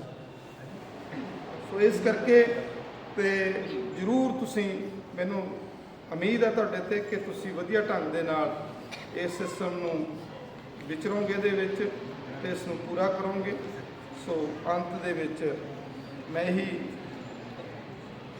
ਕਾਮਨਾ ਕਰਦਾ ਕਿ ਕਿਉਂਕਿ ਜਿਹੜੇ ਟੀਚਰ ਹੁੰਦੇ ਨੇ, ਜਾਂ ਤੁਹਾਡੇ ਰਹਿਬਰ ਨੇ, ਜਾਂ ਬਜ਼ੁਰਗ ਨੇ, ਜਾਂ ਵੱਡੇ ਨੇ, ਉਹ ਹਮੇਸ਼ਾ ਤੁਹਾਡੀ ਕਾਮਨਾ, ਭਲੇ ਦੀ ਕਾਮਨਾ ਕਰਦੇ ਨੇ, ਤੇ ਉਹ ਕਲਮਾਂ ਬੀਜਦੇ ਨੇ, ਤੁਹਾਨੂੰ ਪੜ੍ਹਾਉਂਦੇ ਨੇ, ਤੁਹਾਨੂੰ ਟਿਪਸ ਦੱਸਦੇ ਨੇ, ਤੇ ਉਹੀ ਕਲਮਾਂ ਨੇ ਜਿਹੜੀਆਂ ਵੱਡੇ ਹੋ ਕੇ ਬ੍ਰਿਕਸ਼ ਬਣ ਜਾਂਦੀਆਂ ਨੇ।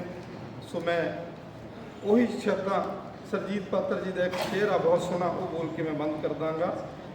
ਜੇ ਆਈ ਪਤਝੜ ਤਾਂ ਫਿਰ ਕੀ ਹੈ, ਜੇ ਆਈ ਪਤਝੜ ਤਾਂ ਫਿਰ ਕੀ ਹੈ, ਤੂੰ ਅਗਲੀ ਰੁੱਤ 'ਚੋਂ ਯਕੀਨ ਰੱਖੀ, ਮੈਂ ਲੱਭ ਕੇ ਕਿਤੋਂ ਲਿਆਉਣਾ ਕਲਮਾ, ਤੂੰ ਫੁੱਲਾਂ ਜੋਗੀ ਜ਼ਮੀਨ ਰੱਖੀ, ਤੂੰ ਫੁੱਲਾਂ ਜੋਗੀ ਜ਼ਮੀਨ ਰੱਖੀ। Thank you, thank you. You are going to be here for 7 days, and I think as Mr. Devendra was just saying you, that you are the chosen ones. You've been chosen out of thousands of children to attend this camp. So there is a special blessing that is there on you, and you have to understand this and make sure that you go back from this camp as a different individual, as a learned person. Try to grab as much as possible, try to grab all the pearls that will be available to you during these 7 days. And I wish best of luck to all of you. May you all learn well and do well in your future after attending this camp. And I wish energy to all the teachers who are going to take care of these girls during these 7 days. And I wish best of luck to the principal for making this camp successful. I think I congratulate everyone for arranging this camp first of all, and then being a part of it. And I wish everyone comes out as an evolved person after attending this camp. Thank you all. Thank you, ma'am. Your kind words have really motivated us. And now I request President Sir, Shri Rakesh Jain ji, Director ma'am, Mrs. Paramjeet Kaur, Principal Dr. Sanjeev Chandel ji, Headmistress ma'am, Mrs. Shubhlata, and all the respected management members to kindly honor today's guest, Mr. Devinder Singh Lote.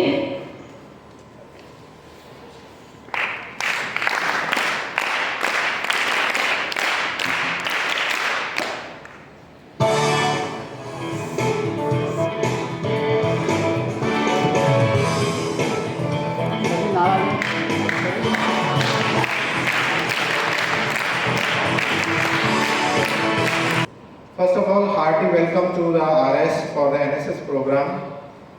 I wish that we will have a wonderful time during our stay for the 7 days. I request each of you to learn a lot of the things. First of all, have set some goal for yourself. A very small goal will make a very big difference. Please try to get up early in the morning, and you all have learned that you have heard that early to bed, early to rise make a person healthy and wise. So ये हम सीखें, रात को जल्दी सोना और सुबह जल्दी उठना, ये पहला हमारा एक मोटो होना चाहिए. इससे हमारे बायोलॉजिकल क्लॉक्स, स्पेशली जो गर्ल्स होती हैं उनके लिए अब सम प्रॉब्लम्स आ जाती हैं. बायोलॉजिकल रिदम जब डिस्टर्ब होता है तो अब हमारे हार्मोन्स इम्बैलेंस होते हैं, and whenever hormones are imbalanced, health के ऊपर उसका इफेक्ट पड़ता है. और अगर if health get disturb, everything get disturb. So सबसे पहला काम कि आपने अपनी सेहत के ऊपर जरा ध्यान देना है और वेट बढ़ाना नहीं है. बेशक खाना कितना भी लजीज हो, अच्छा हो, पर आपने वेट नहीं बढ़ाना है. ये बात अपने नोट करें. दूसरा आपका मेन पॉइंट ये होना चाहिए कि हम कम से कम अपना वेट 1 या 2 किलो रिड्यूस करके जाएंगे. थर्ड पॉइंट हमारा होना चाहिए कि हम अपने यहाँ साथी के साथ रह रहे हैं, एक दूसरे के साथ हम एडजस्ट करना सीखें. एक दूसरे के उनकी प्रॉब्लम्स और उनकी अच्छाइयाँ हम सीखें, ना कि बुराइयाँ सीखें. साथ रह रहे हैं, एक दूसरे से सीखने को बहुत कुछ मिलता है और ये टाइम आपको हमेशा जिंदगी में याद रहेगा. This will be a very memorable day if you cooperate with each other. हमारे टीचर्स ने बहुत मेहनत की है आपको हर एक सुख सुविधाएं देने की, और प्रधान जी की तरफ से हमारा विशेष मैं धन्यवाद करता हूँ. सर की तरफ से हमेशा हर एक चीज़ खुली होती है, किसी चीज़ की आपको कमी नहीं होगी. इवन आपकी डाइट का हमने इतना अच्छा बैलेंस करके वो ध्यान रखा है कि आपको हर एक चीज़ मिलेगी. फोर्थ पॉइंट कि आप यहाँ स्टे जब आप करते हैं तो आपके एनएसएस कल्चरल इवेंट्स के लिए भी आपको प्रमोट करती है एनएसएस. तो कल्चरल एक्टिविटीज़ में आप ज़्यादा से ज़्यादा भाग लें. आपके एक कार्यक्रम को देखने के लिए मैं निवेदन करूंगा मैनेजमेंट से कि एक दिन समय निकाल करके शाम के टाइम सर ज़रूर आएँ, ताकि बच्चों को एक प्रतिभा दिखाने का मौका मिलता है. और हमें सब जो भी स्टेक होल्डर्स हैं, मैनेजमेंट के लोग हैं, हम प्रिंसिपल्स और टीचर्स सबके लिए ये हमारे लिए एक अच्छा एक टाइम हो जाता है जिसको हम सेलिब्रेट कर सकते हैं. तो मैं उम्मीद करूंगा कि सभी बच्चे इसमें एक भाग लेंगे. एनएसएस का कार्यक्रम आपको बेटा पता ही है, नेशनल सर्विस स्कीम. तो ये 1969 में महात्मा गांधी के जब 100 जन्मदिन पूरे हो गए थे, बर्थ सेंचुरी, उसको मार्क करने के लिए हमने तब से एनएसएस की स्थापना की गई थी. और एनएसएस का जो मोटो है वो अपने आप में, जैसे देवेंद्र सर ने कहा, बहुत अच्छी बातें उन्होंने कही हैं कि एनएसएस का जो मोटो है वो क्या है,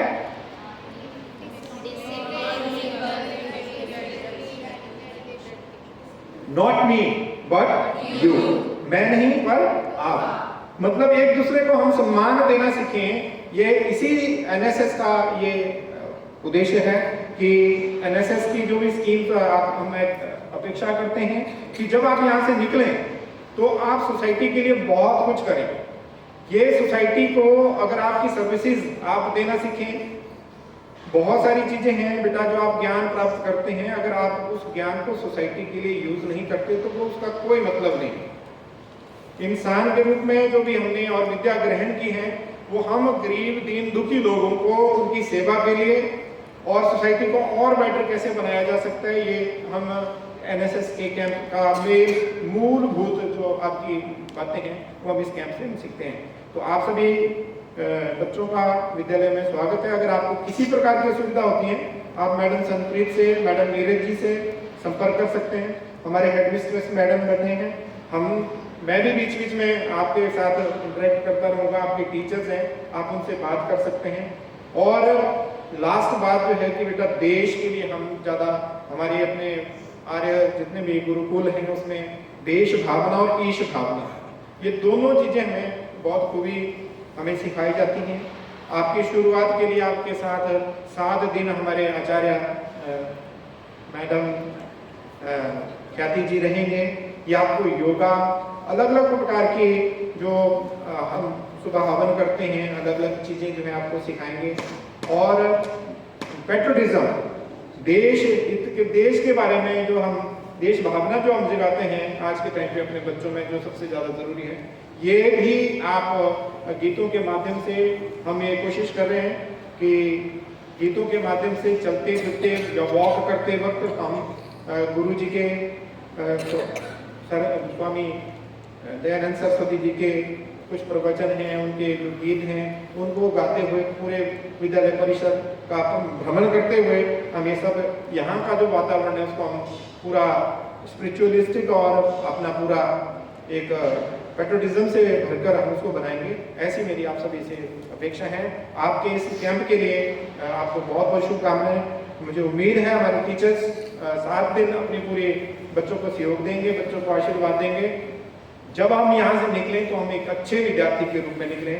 मैं आदरणीय अध्यक्ष श्री राकेश जैन जी का, मैडम डॉक्टर परमजीत कौर जी का, श्री अपने कमलेश बंसल जी का, आज के मुख्य अतिथि देवेंद्र रोटे जी का, ओपी चोपड़ा जी का, मैं सभी मैनेजमेंट मेंबर्स का यहाँ पहुँचने पे धन्यवाद ज्ञापित करता हूँ। आपने साथ समय दिया, इसके लिए बहुत बहुत धन्यवाद सर। जय हिंद। धन्यवाद।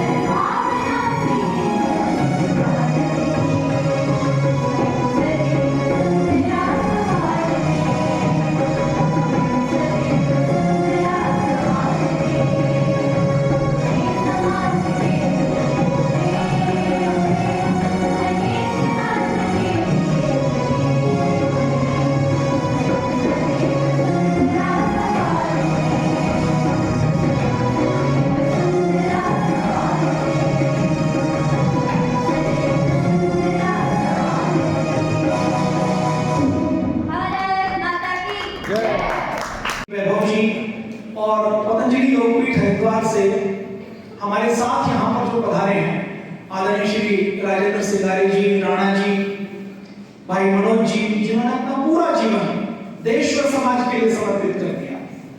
मुझे यह आदेश हुआ है कि आपके बीच में मैं कुछ बातचीत करूं। देखिए, सामने दो चित्र लगे हुए हैं, एक परम पूज्य स्वामी रामदेव जी महाराज, दूसरा पूज्य आचार्य बालकृष्ण जी महाराज। आज दुनिया के 200 देशों में जो योग पहुंचा है, उसका श्रेय योग तो हमारे पूर्वजों का है, महर्षि पतंजलि का है। महर्षि पतंजलि ने योग दिया, योग जो गुफाओं में था, ग्रंथों में था, योग जो जिसको सिखाने के लिए गुरु नहीं थे, उस योग को घर घर तक पहुंचाने का काम परम पूज्य स्वामी जी महाराज ने किया है। परम पूज्य स्वामी जी महाराज को प्रेरणा किससे मिली? महर्षि दयानंद से मिली। महर्षि दयानंद की जीवनी पढ़कर बचपन में जब पूज्य स्वामी जी महाराज आपकी आयु के थे, लॉर्ड मेघालय के अंग्रेजी स्कूल में पढ़ते थे, एक सन्यासी आए, आर्य समाज के एक सन्यासी आए। उस सन्यासी ने जब महर्षि दयानंद की जीवनी बताई और पूज्य स्वामी जी महाराज को सत्यार्थ प्रकाश पढ़ने के लिए दी, तो पूज्य स्वामी जी महाराज का जीवन ऐसा बदला कि मुझे अब देश के लिए कुछ बड़ा करना है। और एक ऐसे छोटे से गांव में जन्मा बच्चा, जिस गांव में सड़क नहीं जाती। हम अगर यहाँ की बात करें तो हमारे सबके घर तक सड़क आई हुई है। जिस गांव में कोई बस या रेलगाड़ी नहीं जाती, जिस गांव में किसी भी प्रकार की सुविधाएं और संसाधन नहीं, उसमें एक छोटे से किसान परिवार में, किसान के घर में जन्मे। पूज्य स्वामी जी को बचपन में पहनने के लिए कभी जूता नहीं मिला। आपने कभी देखी नहीं होगी, इंटरनेट पर खोजेंगे तो मिलेगा। जो बहुत किफायती लोग हैं वो टायर की चप्पल बनाते हैं, टायर को काट लेते हैं, टायर जल्दी घिसता नहीं है। हवाई चप्पल भी महंगी पड़ती है, टायर की चप्पल बड़ी सस्ती पड़ती है। तो उस टायर की चप्पल पहनकर परम पूज्य स्वामी जी महाराज ने ऐसी विपरीत परिस्थितियों में, ऐसे सामान्य परिवार में जन्म लेकर जब वो आपकी आयु के थे, तो उन्होंने एक संकल्प लिया कि मुझे पूरी दुनिया में योग को पहुंचाना है।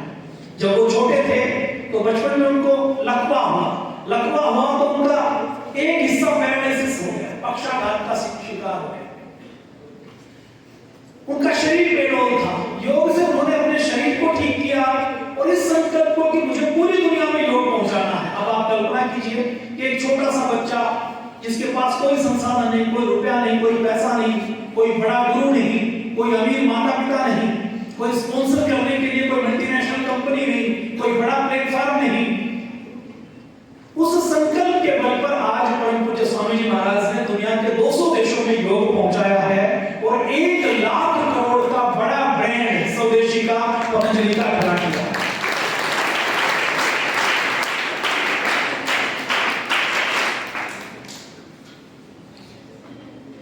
पूज्य स्वामी जी महाराज जब योग की बात करते हैं तो ये योग हमारी भारतीय संस्कृति का बहुत बड़ा हिस्सा है। और देखिए, हमारी जो वैदिक सनातन संस्कृति है वो विशुद्ध ज्ञान विज्ञान है। आज प्रातःकाल आप सबने यज्ञ किया, किस किस ने यज्ञ किया था? एक बार हाथ खड़ा करो जो यज्ञ के अंदर बैठे थे, बहुत धन्यवाद बैठिए। तो आज प्रातःकाल आप सबने यज्ञ किया था। ये जो यज्ञ है ये कोई धार्मिक कर्मकांड नहीं है, ये यज्ञ बहुत बड़ा विज्ञान है। कितना बड़ा विज्ञान है, आज आप खबरों में पढ़ते होंगे कि दिल्ली के अंदर AQI बढ़ गया, ऑक्सीजन कम हो गया, पोल्यूशन बढ़ गया, हवा के अंदर अलग अलग प्रकार के सस्पेंडेड पार्टिकल्स बढ़ गए हैं, धूल के कण बढ़ गए हैं और व्यक्ति सांस नहीं ले पा रहा। पतंजलि योगपीठ में 500 वैज्ञानिकों की टीम काम करती है। वो वैज्ञानिकों की टीम योग पर, आयुर्वेद पर, भारतीय संस्कृति पर रिसर्च करती है। उन वैज्ञानिकों की टीम को परम पूज्य स्वामी जी महाराज ने काम दिया। उन्होंने कहा कि हम तो मानते हैं कि यज्ञ लाभदायक है, यज्ञ सबको करना चाहिए, यज्ञ से सबका कल्याण होता है, लेकिन पूरी दुनिया हमारे कहने से नहीं मानने वाली। पूरी दुनिया तब मानेगी जब उसको उसके लाभ दिखाई देंगे। तो वैज्ञानिकों की टीम ने यज्ञ किया और यज्ञ करते हुए जिस कमरे में यज्ञ किया उस कमरे में अलग अलग बैक्टीरिया और वायरस अलग अलग प्लेट के ऊपर लेकर उनको ग्रो करके जहां पर यज्ञ होता है वहां पर रखे। और यज्ञ करने के पहले और यज्ञ करने के बाद उनकी जब संख्या को नापा गया तो ये रिजल्ट निकला कि यज्ञ करने से जो बीमारी पैदा करने वाले बैक्टीरिया और वायरस हैं, जो पैथोजेंस हैं, जो सूक्ष्मजीवी हैं, वो 90% तक कम हो जाते हैं यज्ञ के धुएं में। इतनी ताकत है। फिर वैज्ञानिकों ने ये भी सोचा कि कहीं यज्ञ के धुएं की गर्मी से तो नहीं मर रहे, कि यज्ञ का धुआं है उसकी गर्मी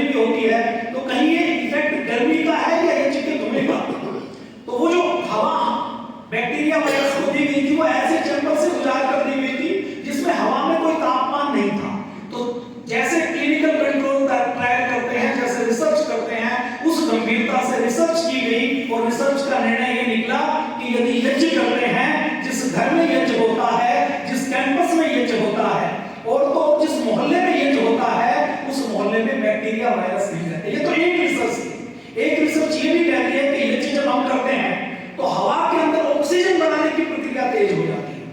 हमारे प्राचीन काल में हमारी वैदिक सनातन संस्कृति सबसे बड़ी वैज्ञानिक संस्कृति रही है। जब हम विद्यालयों में पढ़ते हैं तो बात आती है कि गीता के अंदर बहुत बड़ा ज्ञान है। देखिए अभी का जो विज्ञान है वो 300 सालों का विज्ञान है। 300 सालों में माइक्रोस्कोप बना, 300 सालों में बिजली की खोज की गई, 300 सालों में भाप का इंजन बना, 300 सालों में 2 स्ट्रोक 4 स्ट्रोक डीजल का, पेट्रोल का, ये सारे इंजन बने। तो ये सारी खोज 300 सालों की है। 300 सालों से पहले इतना गहरा ज्ञान विज्ञान हमारे यहाँ रहा है कि कम से कम 3000 साल पुरानी, 2000 साल पुरानी तो पांडुलिपियां उपलब्ध है। उस समय हमारे आचार्य सुश्रुत ने 125 प्रकार की सर्जरी देने का काम किया है। हमारा भारत कभी भी ज्ञान विज्ञान में किसी से पीछे नहीं रहा। हमारा भारत पूरी दुनिया को ज्ञान विज्ञान देता रहा है। 15वीं शताब्दी तक जब यूरोप के लोग कपड़े पहनना नहीं जानते थे, जंगलों में रहते थे, भेड़ की खाल के कंबल जैसे लबादे जैसे कुछ कंबल बनाकर वो लपेट लेते थे या खाल को काट कर उसको साफ करके उसका लबादा पहन लेते थे। उस समय हमारे यहाँ भारत के अंदर ऐसा मलमल बनता था, ऐसा रेशम बनता था जिनके साड़ी के थान को आप अंगूठी के अंदर से निकाल सकते हैं। उस समय हमारे भारत में इतना गहरा ज्ञान विज्ञान था कि एक नारियल के खोल के अंदर आप पूरा 16 गज का थान समा सकते हैं। ऐसे कपड़े हमारे भारत में बनते थे जिनको दूर से देखे तो ऐसा लगे कि व्यक्ति ने कुछ नहीं पहना और ध्यान से देखे तो पता लगे कि इसने बहुत बारीक वस्त्र पहना हुआ है। और जब ये हमारे कपड़े पूरी दुनिया में एक्सपोर्ट होने के लिए जाते थे तो पूरी दुनिया में, क्योंकि और कोई सभ्यता संस्कृति कपड़े बनाना नहीं जानती थी, तो एक तराजू के पलड़े पर हमारे ये कपड़े रखे जाते थे और दूसरी तराजू के कपड़े पर सोना, चांदी, हीरे, जवाहरात रखे जाते थे। अपने भारत के अंदर अभी भी एक पद्मनाभ मंदिर है केरल में, आपने नाम सुना होगा। उस पद्मनाभ मंदिर में अभी भी कम से कम 7 लाख करोड़ रुपए के कई हजार किलो हीरे, जवाहरात, सोना, चांदी अभी भी है। और ये तो हमारे ऊपर पिछले, हम अगर 1200-1300 सालों की बात करें तो 1200-1300 सालों तक लगातार आक्रमण होते रहे। ईरानी आए, दुरानी आए, पठानी आए, अफगानी आए, मुगल आए। उसके बाद जब यूरोप को पता लगा, जब हमारे व्यापारी यूरोप में व्यापार करने के लिए जाते थे और व्यापार करने के लिए जाते थे तो जो व्यापार था उसमें प्रॉफिट 1 रुपया लगाते थे तो 80-80 रुपए का प्रॉफिट होता था। और यूरोप में हमारे मसालों की, हमारे सामान की इतनी डिमांड थी। और जब मध्य एशिया के रास्ते में जब युद्ध का वातावरण बना और उस समय जब यूरोप को हमारे भारत की काली मिर्च नहीं मिलती थी, भारत के मसाले नहीं मिलते थे और भारत की काली मिर्च और मसालों की कितनी कीमत थी आप अंदाजा लगाइए कि उस समय यूरोप का अमीर से अमीर व्यक्ति मर्तबान के अंदर काली मिर्च सजाकर अपने ड्राइंग रूम में रखता था। जैसे हम कोई सोने का शो पीस रखते हैं ना, ऐसे रखता था कि मेरे पास काली मिर्च है, मैं काली मिर्च खा सकता हूं। क्यों? क्योंकि काली मिर्च सोने जितनी महंगी होती थी। तो हमारा भारत ज्ञान विज्ञान के शिखर पर रहा है। हमारे भारत में यूरोप से, वास्को डी गामा से लेकर जितने भी आक्रमणकारी आए, वो कोई भारत को सभ्य बनाने के लिए, भारत को कुछ सिखाने के लिए, भारत का भला करने के लिए नहीं आए थे। वो इसलिए आए थे कि भारत के पास सोना, चांदी, भारत के पास धन संपत्ति, भारत के पास संसाधन बहुत थे और वो उन संसाधनों को लूटने के लिए आए। अब अगर भारत में 17वीं शताब्दी तक ये कहा जाता है कि पूरी दुनिया के व्यापार में, पूरी दुनिया की जीडीपी में, पूरी दुनिया के उत्पादन में भारत की भागीदारी 25% से अधिक रही है, ये औरंगजेब के काल की बात है, जब 1000 वर्षों तक गहरी लूट हो चुकी थी। और जो लूटने के लिए हमारे ऊपर आक्रमण करने के लिए जो हमलावर आए हैं, उन्होंने टनों में सोने चांदी की लूट की है। एक हमलावर ने, अगर हम ज्ञान विज्ञान के शिखर पर नहीं थे, हमारे पास मैथमेटिक्स नहीं था, हमारे पास विज्ञान नहीं था, तो हमारे पास धन कहां से आया? तो हमारा भारत ज्ञान विज्ञान के शीर्ष पर रहा है और ये हमारा भारत दोबारा से ऐसा बन सकता है, ऐसा संकल्प मुझे स्वामी जी महाराज का है।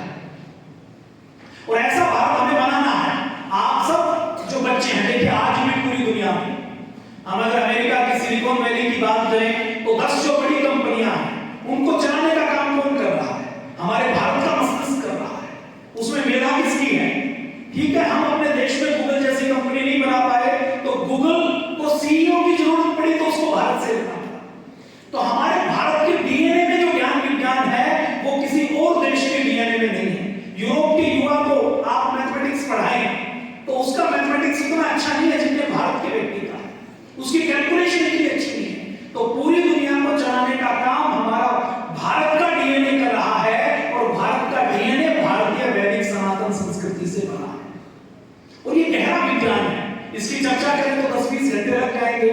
मैंने वैदिक चैनल के ऊपर खूब भाषण दिए हैं, 200-300 घंटे के अलग अलग विषयों के ऊपर, अलग अलग टॉपिक के ऊपर बोलने का काम किया है, तो उसमें खूब हमने चर्चा की है एक एक पक्ष को लेकर।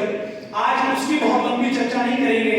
मैं आपसे निवेदन करूंगा कि आप जो बच्चे, 3 चीजें सब बच्चे चाहते हैं नहीं चाहते कि आप कुछ पढ़ें तो एक बार में आपको याद हो जाए, चाहते हैं नहीं चाहते, आपको बार-बार रिपीट नहीं करना पड़े, एक बार में आपको याद हो जाए।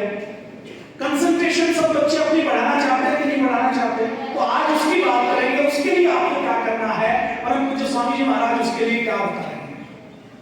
देखिए, आज पूरी दुनिया में भारत के योग आयुर्वेद की चर्चा हो रही है। हमारे पास जो ज्ञान है वो अमेरिका और यूरोप के पास नहीं है। जितनी नॉलेज हमारे ऋषियों की थी, हमारा भारत ऋषियों का देश है। ऋषि कौन होता था? ऋषि वही होता था जो रहस्यों को जानता था, और रहस्यों को जानने का काम कौन करता था? साइंटिस्ट रहस्यों को जानने का काम करता था। आज का जो साइंटिस्ट है वो तो किसी पेमेंट के लिए, किसी संस्था के लिए या किसी नोबेल प्राइज के लिए काम करता है। हमारे जितने ऋषि हुए हैं वो किसी पेमेंट के लिए, किसी पेटेंट के लिए, किसी नोबेल प्राइज के लिए काम नहीं करते थे। हमारे ऋषि को थे कि हमें अपना पूरा जीवन इस समाज को, इस मानवता के कल्याण करने के लिए, ऊपर उठाने के लिए, खोज करने के लिए लगाना है। तो हमारे जितने ऋषि हैं वो सब रहस्यों को जानते थे, सब साइंटिस्ट थे। पुराने जमाने का ऋषि मतलब बहुत ऊंचे दर्जे का साइंटिस्ट। तो ऐसी हमारी परंपरा रही है। अभी थोड़े दिन पहले, पिछले 6 महीने पहले मुझे यूरोप के कई देशों में जाने का अवसर मिला, तो वहां की अलग अलग विश्वविद्यालय में और वहां की लाइब्रेरी में विशेष रूप से गए, तो हर लाइब्रेरी के अंदर हमारी पाणिनि की अष्टाध्यायी से लेकर जितनी हमारी संस्कृत की पुस्तकें हो सकती हैं वो हजारों की संख्या में पुस्तकें रखी हुई, तंत्र मंत्र की पुस्तकें रखी हुई। और तो और जिस पतंजलि योग पीठ से मैं आता हूँ, 1995-96 में परम पूज्य स्वामी जी महाराज ने जो योग की सबसे पहली पुस्तक छापी थी, जिसकी कॉपी खुद हमारे पास नहीं है, वो मुझे स्विट्जरलैंड की ज्यूरिख की एक लाइब्रेरी में मिली। फिर मैंने उसके पन्ने पलटते हुए उसको सोशल मीडिया के ऊपर शेयर किया। हमारे आयुर्वेद के ऊपर अमेरिका में एक लैब है, हम हल्दी डालकर खाते हैं, ये हल्दी और किसी देश में डालकर नहीं खाते। अमेरिका में एक लैब है, उसका नाम ही येलो लैब है। क्यों? क्योंकि उसके ऊपर केवल हल्दी की खोज होती है। अकेली हल्दी पर, जीरे पर, सौंठ पर, गिलोय पर, अश्वगंधा पर, तुलसी पर, नीम पर, इनके ऊपर अमेरिका और यूरोप में आज गूगल स्कॉलर के ऊपर हम जब रिसर्च देखते हैं तो ये पाते हैं कि हजारों की संख्या में रिसर्च पेपर पब्लिश हुए। हमारे भारत के ज्ञान विज्ञान को जो अभी भी नालंदा विश्वविद्यालय का नाम आपने सुना होगा, एक हमलावर आया था, सुना है आप सबने? नालंदा विश्वविद्यालय में एक हमलावर आया, बख्तियार खिलजी, उसने विश्वविद्यालय को जलाया तो 80 लाख पांडुलिपियों को जला दिया। लेकिन उन 80 लाख पांडुलिपियों को जलाने के बाद भी भारत में जो ज्ञान विज्ञान है वो ज्ञान विज्ञान अद्भुत है, और योग उसका एक प्रमाण है। आज दुनिया के 200 देश योग कर रहे हैं। पूरी दुनिया में पिछले 100 सालों से, जब से मॉडर्न मेडिकल साइंस आया, जब से सिंथेटिक दवाएं बननी शुरू हुई, जब से डॉक्टरों की संख्या बढ़ी है, हॉस्पिटल की संख्या बढ़ी है, फार्मा कंपनियों की संख्या बढ़ी है, नए साल्ट की, नए केमिकल की सिंथेटिक दवाइयां आई हैं, उसके बाद स्वास्थ्य बढ़ा नहीं है बल्कि स्वास्थ्य सबका कम हुआ है। हर घर में बीमारों की संख्या कम नहीं हुई है बल्कि बढ़ी है। तो ये सारा आयुर्वेद का ज्ञान हमारे पास है, योग का ज्ञान हमारे पास है। जो काम बड़ी बड़ी फार्मा कंपनियां नहीं कर सकती वो काम हमारा योग कर सकता है। तो 3 प्रकार का योग आप सबको करना है। अच्छा बच्चों, एक बात बताइए, हमारे जिंदा रहने के लिए सबसे ज्यादा जरूरी क्या है? खाना, पानी या श्वास? खाने के लिए सबसे पहले हम खाने की बात करें तो हमारे पेट के अंदर हमारा ये जो स्टोमक है, जिसको आमाशय बोलते हैं, जिसमें खाना जाता है, उसमें आप कोशिश करें, सामान्य तौर पर तो 300-400 ग्राम खाना जाता है, कोशिश करें थोड़ा सा पेट को बढ़ा दें तो 700-800 ग्राम, 1 लीटर तक जा सकता है। खाने की जितनी हमें आवश्यकता है उतना खाना हम खाते हैं। अगर खाना हमें नहीं मिले तो हम पहले कमजोर हो जाएंगे, और अगर 1 महीने तक, 20 दिन तक खाना नहीं मिले तो हम मर जाएंगे कमजोर होकर। पहले हमारा शरीर हमारे बॉडी की फैट को कंज्यूम करेगा और उसके बाद वो फैट भी खत्म हो जाएगी, तो धीरे धीरे हम मर जाएंगे। दूसरी हमारी बड़ी आवश्यकता है पानी की। पानी के बिना हम कितने दिन तक रह सकते हैं? कितने दिन तक रह सकते हैं? अब कोई 10 दिन कह रहा है, कोई 1 दिन कह रहा है, दोनों की बातें ठीक है। सामान्य तौर पर हम पानी के बिना 24 घंटे या 48 घंटे भी नहीं रह सकते। अपवाद स्वरूप कई बार कोई भूकंप आता है, कहीं हम देखते हैं कि व्यक्ति कोई दब गया, 8-10 दिन बाद उसको निकाला तो वो कमजोर हो जाता है, लेकिन बिना खाने और पानी के रह लेता है। क्यों? क्योंकि उसको सांस मिलती है। और जो तीसरी महत्वपूर्ण चीज है श्वास, श्वास के बिना हम बात करें तो 5 मिनट तक भी नहीं रह सकते। तीसरे मिनट जैसे ही हम श्वास लेना बंद करेंगे, सबसे पहले हमारे ब्रेन की कोशिकाएं हेड होनी शुरू हो जाएंगी, चक्कर आएंगे, अंधेरा छा जाएगा, हम बेहोश हो जाएंगे और उसके बाद पूरा शरीर मर जाता है। तो श्वास के बिना हम 5 मिनट तक जिंदा नहीं रह सकते। आपको एक प्रयोग करवाया जाता होगा, तीसरी, चौथी, 5वीं कक्षा में करवाया जाता है कि एक मोमबत्ती को जलाकर गिलास को उसके ऊपर रखते हैं और मोमबत्ती बंद हो जाती है। तो टीचर आपको समझाते होंगे कि ये मोमबत्ती इसलिए बंद हो गई, बुझ गई है, क्योंकि मोमबत्ती को जलने के लिए ऑक्सीजन की जरूरत है। गिलास के अंदर जितनी ऑक्सीजन थी वो मोमबत्ती ने कंज्यूम कर ली, तो अंदर गिलास ऑक्सीजन नहीं बची तो मोमबत्ती बुझ गई। पढ़ा कि नहीं पढ़ा आपने? तो जैसे मोमबत्ती को जलने के लिए ऑक्सीजन की जरूरत है, वैसे ही हमारे शरीर में अरबों खरबों की संख्या में कोशिकाएं हैं, छोटी छोटी कोशिकाएं। कितनी छोटी हैं कि एक सुई की नोक की बात करें तो एक सुई की नोक के ऊपर 600 कोशिकाएं आती हैं, कम से कम 600 कोशिकाएं आती हैं। तो इतनी ये जो छोटी बारीक बारीक कोशिकाएं हैं, जैसे भवन ईंटों का बना हुआ है, छोटी छोटी ईंट लगी हुई है, ऐसे ही हमारा शरीर कोशिकाओं का बना हुआ है। आप सब बायो में पढ़ते होंगे, आप सबको सामान्य विज्ञान में भी पढ़ाया जाता है। तो ऐसे ही जो हमारे शरीर की एक एक कोशिका, जो सुई की नोक से भी 600 गुना ज्यादा छोटी है, इस कोशिका के अंदर, हर कोशिका के अंदर एक एक माइटोकॉन्ड्रिया है। वो जो माइटोकॉन्ड्रिया है वो उस कोशिका का इंजन है। जैसे आपकी स्कूटी के अंदर एक इंजन है, कार के अंदर एक इंजन है जिसके अंदर हवा जाती है, जिसके अंदर पेट्रोल या डीजल जाता है, और जब उसके अंदर इग्निशन मिलता है तो उसके बाद आपका पिस्टन घूमता है, गैस पैदा होती है, कंबशन होता है। तो ऐसे ही हमारी हर कोशिका में जब आप हर बार सांस लेते हैं तो हर कोशिका को ऑक्सीजन मिलती है।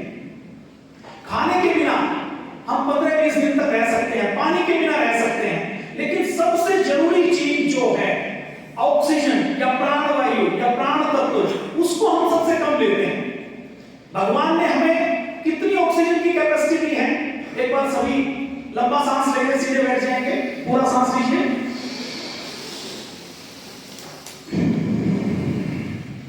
ये हमारे फेफड़ों की लगभग कैपेसिटी 4.5-5 लीटर की होती है। इसको क्यूबिक इंच की बात करें, क्यूबिक फीट की बात करें, या समझाने के लिए मान लीजिए कि 5 किलो हवा इसके अंदर जा सकती है, समझने के लिए बात करें। बाकी केजी कोई यूनिट नहीं होती, अब क्योंकि बच्चों के सामने मैं बोल रहा हूं तो ध्यान रखना पड़ेगा। गांव में तो कुछ भी बोल देते हैं समझाने के लिए। तो 5 किलो मान लीजिए इसके अंदर हवा जा सकती है, 5 लीटर जा सकती है, वॉल्यूम में ले लेते हैं। तो उसके अब आप जो सामान्य सांस लेते हैं वो कितनी लेते हैं? कितनी लेते हैं? मतलब जितनी आपकी कैपेसिटी थी उससे आपने 10 गुना कम हवा ली। सामान्य जब आप सांस लेते हैं तो वो सांस कितनी होती है? 400 ग्राम, 500 ग्राम, 400 ml, 500 ml, जितनी लेनी चाहिए उसका 10 गुना कम। अब आप कल्पना करके देखिए, आपकी माताजी आपको रोज 10 चपाती खानी है और रोज आपको 1 चपाती दे तो आपका वजन कम होगा या नहीं होगा? कमजोर होंगे या नहीं होंगे? दौड़ भाग नहीं पाएंगे। ऐसे ही जब हम श्वास को कम लेते हैं तो हमारा जो भौतिक शरीर है ये तो कम नहीं होता, हमारा अन्नमय कोश तो कम नहीं होता, क्योंकि अन्न तो पूरा मिल रहा है, लेकिन हमारा जो प्राणमय कोश है, हमारी जो कोशिकाओं की जो उसके अंदर जो एनर्जी है, कोशिकाओं की जो ताकत है, जो प्राण तत्व है वो कम हो जाता है। तो सबसे पहला आज का नियम, आज की कक्षा का, कि आपको श्वास छोटी नहीं लेनी, लंबी श्वास लेनी है। अब रोज आप लंबी श्वास 24 घंटे तो नहीं ले सकते। अब ये जो सांस आना और जाना, ये हम नहीं चाहे तो भी हो जाता है। हम चाहे, भगवान ने हमारे ऊपर छोड़ दी होती तो हो सकता है हम कभी भूल जाते और सांस लेना भूल गए और इस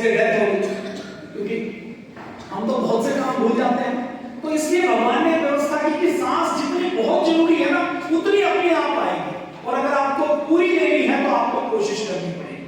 तो 24 घंटे तो आप कोशिश करके पूरी सांस ले नहीं सकते।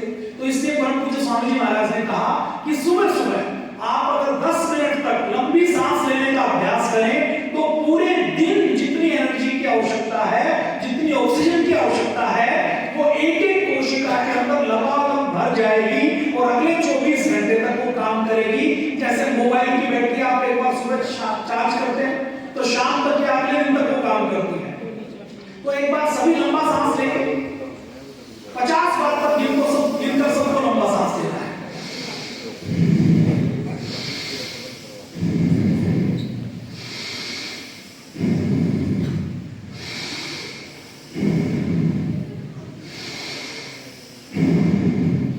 रोज सुबह आप ये 100 बार, 200 बार, 5 मिनट, 10 मिनट कर सकते हैं कि नहीं कर सकते? बस में आते हुए टाइम मिलता है तो बस में कर सकते हैं। सुबह उठकर बिस्तर के ऊपर उठते उठते थोड़ा समय लगता है, 5 मिनट 10 मिनट लग जाते हैं, तो बिस्तर के ऊपर कर सकते हैं। और अगर आप की कोई छुट्टी का दिन है या आप थोड़ा सा जल्दी उठ सके, 5 बजे उठ सके, तो टीवी के ऊपर, फेसबुक के ऊपर, यूट्यूब पर, इंस्टाग्राम पर परम पूज्य स्वामी जी महाराज का रोज लाइव कार्यक्रम आता है। उस कार्यक्रम को आप लगा लीजिए और 10 मिनट 15 मिनट आपने रोज प्राणायाम कर लिया तो आप दुनिया के सबसे इंटेलिजेंट बच्चे बन जाएंगे। क्यों बनेंगे? मैं इसका साइंटिफिक रीजन देता हूं। हमारी बॉडी के वेट का हमारा ब्रेन कितना प्रतिशत है? केवल 2% हमारा ब्रेन है हमारी बॉडी के वेट का। अब आप गूगल कीजिएगा कि जो ऑक्सीजन की कंजप्शन होती है, आपने जो सांस से ऑक्सीजन ली, वो हमारी पूरी बॉडी कितना प्रयोग करती है और अकेला ब्रेन कितना प्रयोग करता है। अकेला ब्रेन, हम जो ऑक्सीजन लेते हैं, हम जो सांस के माध्यम से ऑक्सीजन लेते हैं, 2% हिस्सा 20% ऑक्सीजन कंज्यूम करता है। केवल 2% हिस्सा कितनी ऑक्सीजन कंज्यूम करता है? 20%। अब आपने सांस छोटी ली तो आपके शरीर के ऊपर तो कोई फर्क नहीं पड़ेगा, लेकिन आपके ब्रेन को खुराक कम मिलेगी और ब्रेन को खुराक कम मिलेगी तो ब्रेन को की याददाश्त कम हो जाएगी, उसकी मेमोरी उतनी शार्प नहीं रहेगी। हमारे ब्रेन के अंदर जो हमारे न्यूरॉन्स हैं वो उतनी मेमोरी को मेमोराइज नहीं कर पाएंगे और हम एक बार याद करेंगे तो याद नहीं होगा और एक बार याद करेंगे तो लंबे समय तक याद नहीं रहेगा। तो हमारे ब्रेन को पूरी खुराक मिले, इसके लिए हमें लंबी सांस लेनी है। क्या करना है? लंबी सांस लेनी है। लीजिए एक बार लंबी सांस। आपको मेरी बात केवल सुनकर नहीं माननी, मैंने जो बताया है इसमें से जो आपको याद रहे उसके फैक्ट की चेकिंग करें। आपको लगे कि मेरी बात प्रमाणों सहित है, उस बात को माने। और जिंदगी में कभी भी कोई कहे जो बात प्रमाणित नहीं है उस बात को कभी मत मानो। महर्षि दयानंद का नाम आपने सुना है? महर्षि दयानंद ऐसे साधु सन्यासी थे, वो किसी ढोंग नाटक और पाखंड को नहीं मानते थे। वो ये कहते थे कि जो सार्वभौमिक वैज्ञानिक सत्य हैं हम केवल उनको मानेंगे और उनका पालन करेंगे। उन्होंने जब देखा कि यज्ञ बहुत उपयोगी है तो उन्होंने कहा कि हर व्यक्ति को प्रतिदिन यज्ञ करना चाहिए। और एक और बात, आप जब यज्ञ करते हैं, यज्ञ में जो आप घी डालते हैं, जो जड़ी बूटियां डालते हैं, आप यदि यज्ञ के पास बैठते हैं तो देखिए कई बार आपकी एक नाक चलती है, कई बार दाईं चलती है, कई बार बाईं चलती है। यज्ञ का क्या चमत्कार है कि जैसे ही आप यज्ञ के पास आएंगे आपकी दोनों नासिकाएं चलनी शुरू हो जाएंगी। यज्ञ के पास बैठते हैं तो मेधा शक्ति बढ़ती है, बुद्धि बढ़ती है। यज्ञ के पास बैठते हैं तो जो आप प्राणायाम करते हैं वो अपने आप होना शुरू हो जाता है। तो आपको रोज एक लंबी गहरी सांस लेने वाला प्राणायाम करना है। सुबह कर सकते हैं, बस के अंदर कर सकते हैं, कक्षा के अंदर पीछे पढ़ा रहा हो, आप लंबी सांस लो। इसके लिए आपको कोई पनिशमेंट तो नहीं मिलेगी ना, कोई रोकेगा तो नहीं। जब आपको ध्यान आए आप अपनी सांस के ऊपर ध्यान टिका दें, आप दुनिया के सबसे इंटेलिजेंट बच्चे बन जाएंगे। दूसरा, एक आपको जब भी याद करना हो तो ये हमारी कुछ मुद्राएं होती हैं, जैसे इसको बोलते हैं ज्ञान मुद्रा, ध्यान मुद्रा। लगा लीजिए पहली उंगली और अंगूठे को जोड़िए एक बार। इसको बोलते हैं ज्ञान मुद्रा और ध्यान मुद्रा। आप कुछ लिख रहे हैं तो एक हाथ से ये मुद्रा लगा दीजिए। ये मुद्रा लगाते ही आपके ब्रेन का स्विच दब जाता है। जैसे मोबाइल को जब आप प्रयोग नहीं करते तो स्टैंड बाय मोड में चला जाता है, स्क्रीन ऑफ हो जाएगी,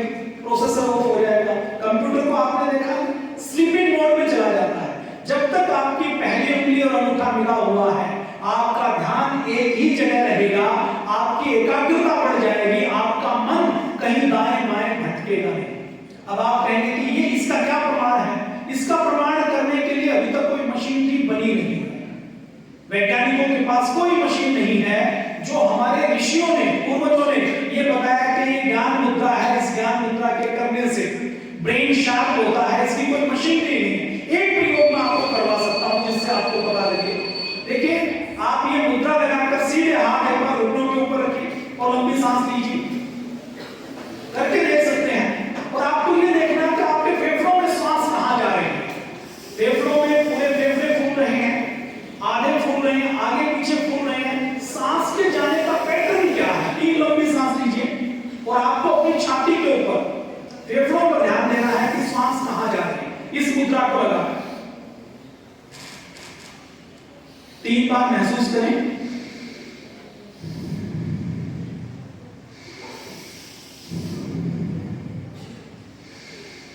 अब केवल हाथ को उल्टा करें, घुटने के ऊपर हाथ को उल्टा करें और अब 3 बार सांस लेकर देखिए। आंखें बंद करके लीजिए और आपको महसूस करना है कि अब हवा कहां जा रही है। क्या हमारी छाती के अंदर सांस लेने का कोई पैटर्न बदला? किस किस को लगा कि पैटर्न बदल गया? केवल हाथ को सीधा उल्टा करने से पैटर्न बदला। जिनको महसूस नहीं हुआ वो इस प्रयोग को बाद में 1 बार 2 बार 3 बार करके देख सकते हैं। इतना गहरा विज्ञान है कि आप जब ये मुद्राएं लगाते हैं तो इन मुद्राओं का भी ऋषियों ने कुछ भी लिखा है उसमें 1% भी झूठ नहीं है। कोमा और फुल स्टॉप भी हटाने की आवश्यकता है। ऋषियों ने जो लिखा है, गौमाडम्बर की बात नहीं कर रहा, पुराणों की बात नहीं कर रहा कि संस्कृत में कुछ भी लिख दिया। तो आपको ये ज्ञान मुद्रा, ध्यान मुद्रा लगा कर रखनी है। तो ये 2 बातें आप ध्यान रखिए। इसके अलावा किसी को और ज्यादा करना हो तो एक ही अनुलोम विलोम प्राणायाम है, इसको सब कर सकते हैं। दाएं हाथ से दाएं नासिका को बंद करना, बाएं नासिका से सांस को लेना, बाएं को बंद करके दाएं से बाहर निकालना, जिससे छोड़ा है उसी से लीजिए। जब आपको बहुत टेंशन हो, बहुत तनाव हो, कई बार परीक्षा में होती है कि एग्जाम है तो टेंशन हो, तो टेंशन इतनी है कि पूरा कोर्स पड़ा है, हम शुरू ही नहीं कर पाते। कल एग्जाम है, सुबह से टेंशन में है और रात तक कोर्स शुरू नहीं किया। ये लगता है कि कहां से शुरू करें, पहला चैप्टर करें कि लास्ट वाला चैप्टर करें। कई बार ऐसा होता है या नहीं होता? और एग्जाम होता है तो नींद भी नहीं आती। तो जब आपको कभी टेंशन हो, आपको तनाव हो, आपको नींद नहीं आए, आपको कोई डांट दे और आपका रोने का मन करे, आपको बहुत गहरी निराशा हो और आपको इमोशनल बैलेंस की जरूरत हो, तो केवल आप 15 मिनट अनुलोम विलोम प्राणायाम कर लीजिए। आपके मन से सारी एंजाइटी, सारा तनाव, सारा डिप्रेशन आपका दूर भाग जाएगा। कभी प्रयोग करके देख लीजिए। तो ये अनुलोम विलोम प्राणायाम किसके लिए? टेंशन को, डिप्रेशन को, एंजाइटी को दूर करने के लिए। रोज करेंगे तो आपकी मेमोरी, आपका ब्रेन भी शार्प होगा और इसके साथ साथ आपको कभी टेंशन नहीं होगी, आपकी कंसंट्रेशन पावर भी बढ़ जाएगी। ओम का उच्चारण कर सकते हैं बैठकर। जब आप भ्रामरी और उद्गीत प्राणायाम कर सकते हैं, ओम का उच्चारण लंबा कर सकते हैं, 5 मिनट तक, 10 मिनट तक। आप 5 मिनट तक, 10 मिनट तक जब ओम का उच्चारण करते हैं भ्रामरी उद्गीत करते हुए, तो आपके पूरी बॉडी के अंदर वाइब्रेशन होती है। और पूरी दुनिया में योग के ऊपर रिसर्च चल रही है। पहले तो केवल हम जो भारत के रहने वाले सनातनी वैदिक धर्मी हैं, भारतीय हैं, वो केवल योग को मानते थे। आज तो अरब में रहने वाले, अरब के लोग योग कर रहे हैं, यूरोप के लोग योग कर रहे हैं। हरिद्वार में हम जहां पर रहते हैं वहां पर हर साल दुनिया के 200 देशों के लोग योग सीखने के लिए आते हैं और वो कहते हैं कि योग से हमारी ऐसी ऐसी बीमारियां दूर हो गई जिनका इलाज मेडिकल साइंस में नहीं था। तो मुझे आपके बीच में आकर बहुत अच्छा लगा। और ये देखिए एनसीसी, एनएसएस की जब हम बात करें, मुझे भी एनसीसी में रहने का मौका मिला। एनसीसी में हम अपने कॉलेज में अंडर ऑफिसर एक वहां पर एक दायित्व दिया जाता है जो कैडेट्स को कोऑर्डिनेट करने का काम करता है, उसके रूप में भी सेवा करने का मौका मिला। और जब हम एनसीसी की, एनएसएस की ड्रेस पहनते थे तो बड़ा गौरव महसूस होता था। तो ये एनसीसी, एनएसएस, ये सब बच्चों को अवसर नहीं मिलता, आपको अवसर मिला है। आप इसको ऐसे ही नहीं मानिए। इस एनसीसी, एनएसएस में आपको जब कोई ड्यूटी दी जाती है कि आपको ये करना है, आप आज उस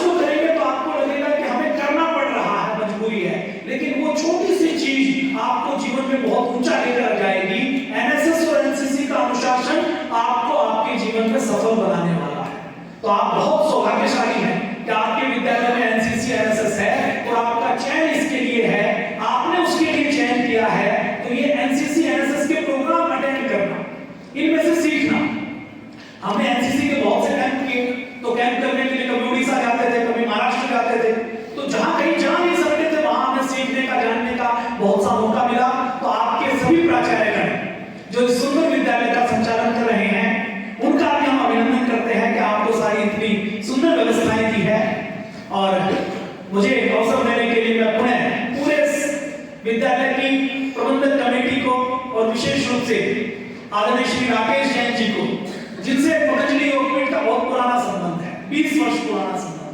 परम पूज्य स्वामी जी महाराज इनको बहुत प्रेम करते हैं। इनको प्रेम नहीं करते, इनके सेवा कार्य को प्रेम करते हैं। बार बार हरिद्वार बुलाते रहते हैं और समाज सेवा का, दीन दुखियों की सेवा का कोई भी अवसर हो, आदरणीय जैन साहब कभी भी पीछे नहीं हटते। इनका भी हम आभार व्यक्त करते हैं कि इनसे संपर्क नहीं होता तो शायद आप लोगों के दर्शन नहीं हो पाते, हमें यह अवसर नहीं मिल पाता। तो मैं आदरणीय जैन साहब का बहुत आभार व्यक्त करता हूं, सारी कमेटी का आभार व्यक्त करता हूं। बोलिए भारत माता की वंदे मातरम। देखिए, भारत माता की जय पाकिस्तान वाले नहीं बोलते, अफगानिस्तान नहीं बोलते। हमारे बच्चों का हाथ उठना चाहिए या नहीं उठना चाहिए? तो सब उठाएंगे। बोलिए भारत माता की वंदे मातरम। बहुत बहुत धन्यवाद। पतंजलि योगपीठ के डायरेक्टर श्री रमेश कुमार जी, उनके साथ आए हुए पतंजलि योग केंद्र पदाधिकारी, आर्य समाज मनोरम प्रधान श्री राकेश जी, श्री गंभीर जी, चोपड़ा जी, बंसल साहब, प्रिंसिपल सर और अन्य शिक्षकगण एवं विद्यार्थीगण।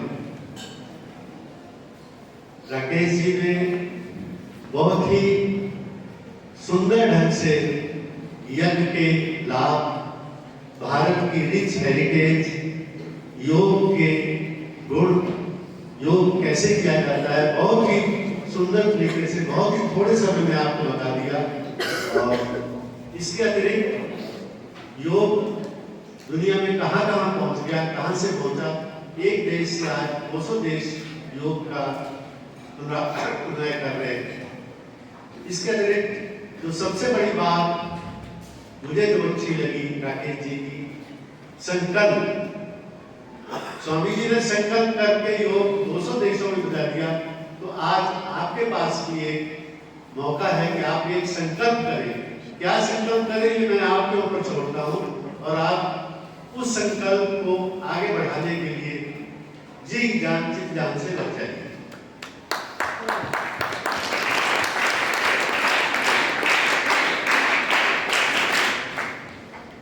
ये एनएसएस कैंप आपकी छुपी हुई प्रतिभाओं को उजागर करने के लिए लगाया जाता है। आप सौभाग्यशाली हैं कि आपको इस कैंप के लिए सिलेक्ट किया गया है। आप देखेंगे कि आज के 7 दिन बाद जब आप कैंप छोड़ के जाएंगे तो आप एक नया अनुभव करेंगे जो कि आपके आने वाले भविष्य में बहुत ही लाभदायक है। मैं राकेश जी का और उनके साथियों का पुनः धन्यवाद करता हूँ, प्रिंसिपल साहब का धन्यवाद करता हूँ जिन्होंने ये ऑर्गेनाइज किया, और राकेश जैन जी जिन्होंने राकेश सर को बुलाने का हमें सौभाग्य दिया। पुनः धन्यवाद करता हूँ। धन्यवाद।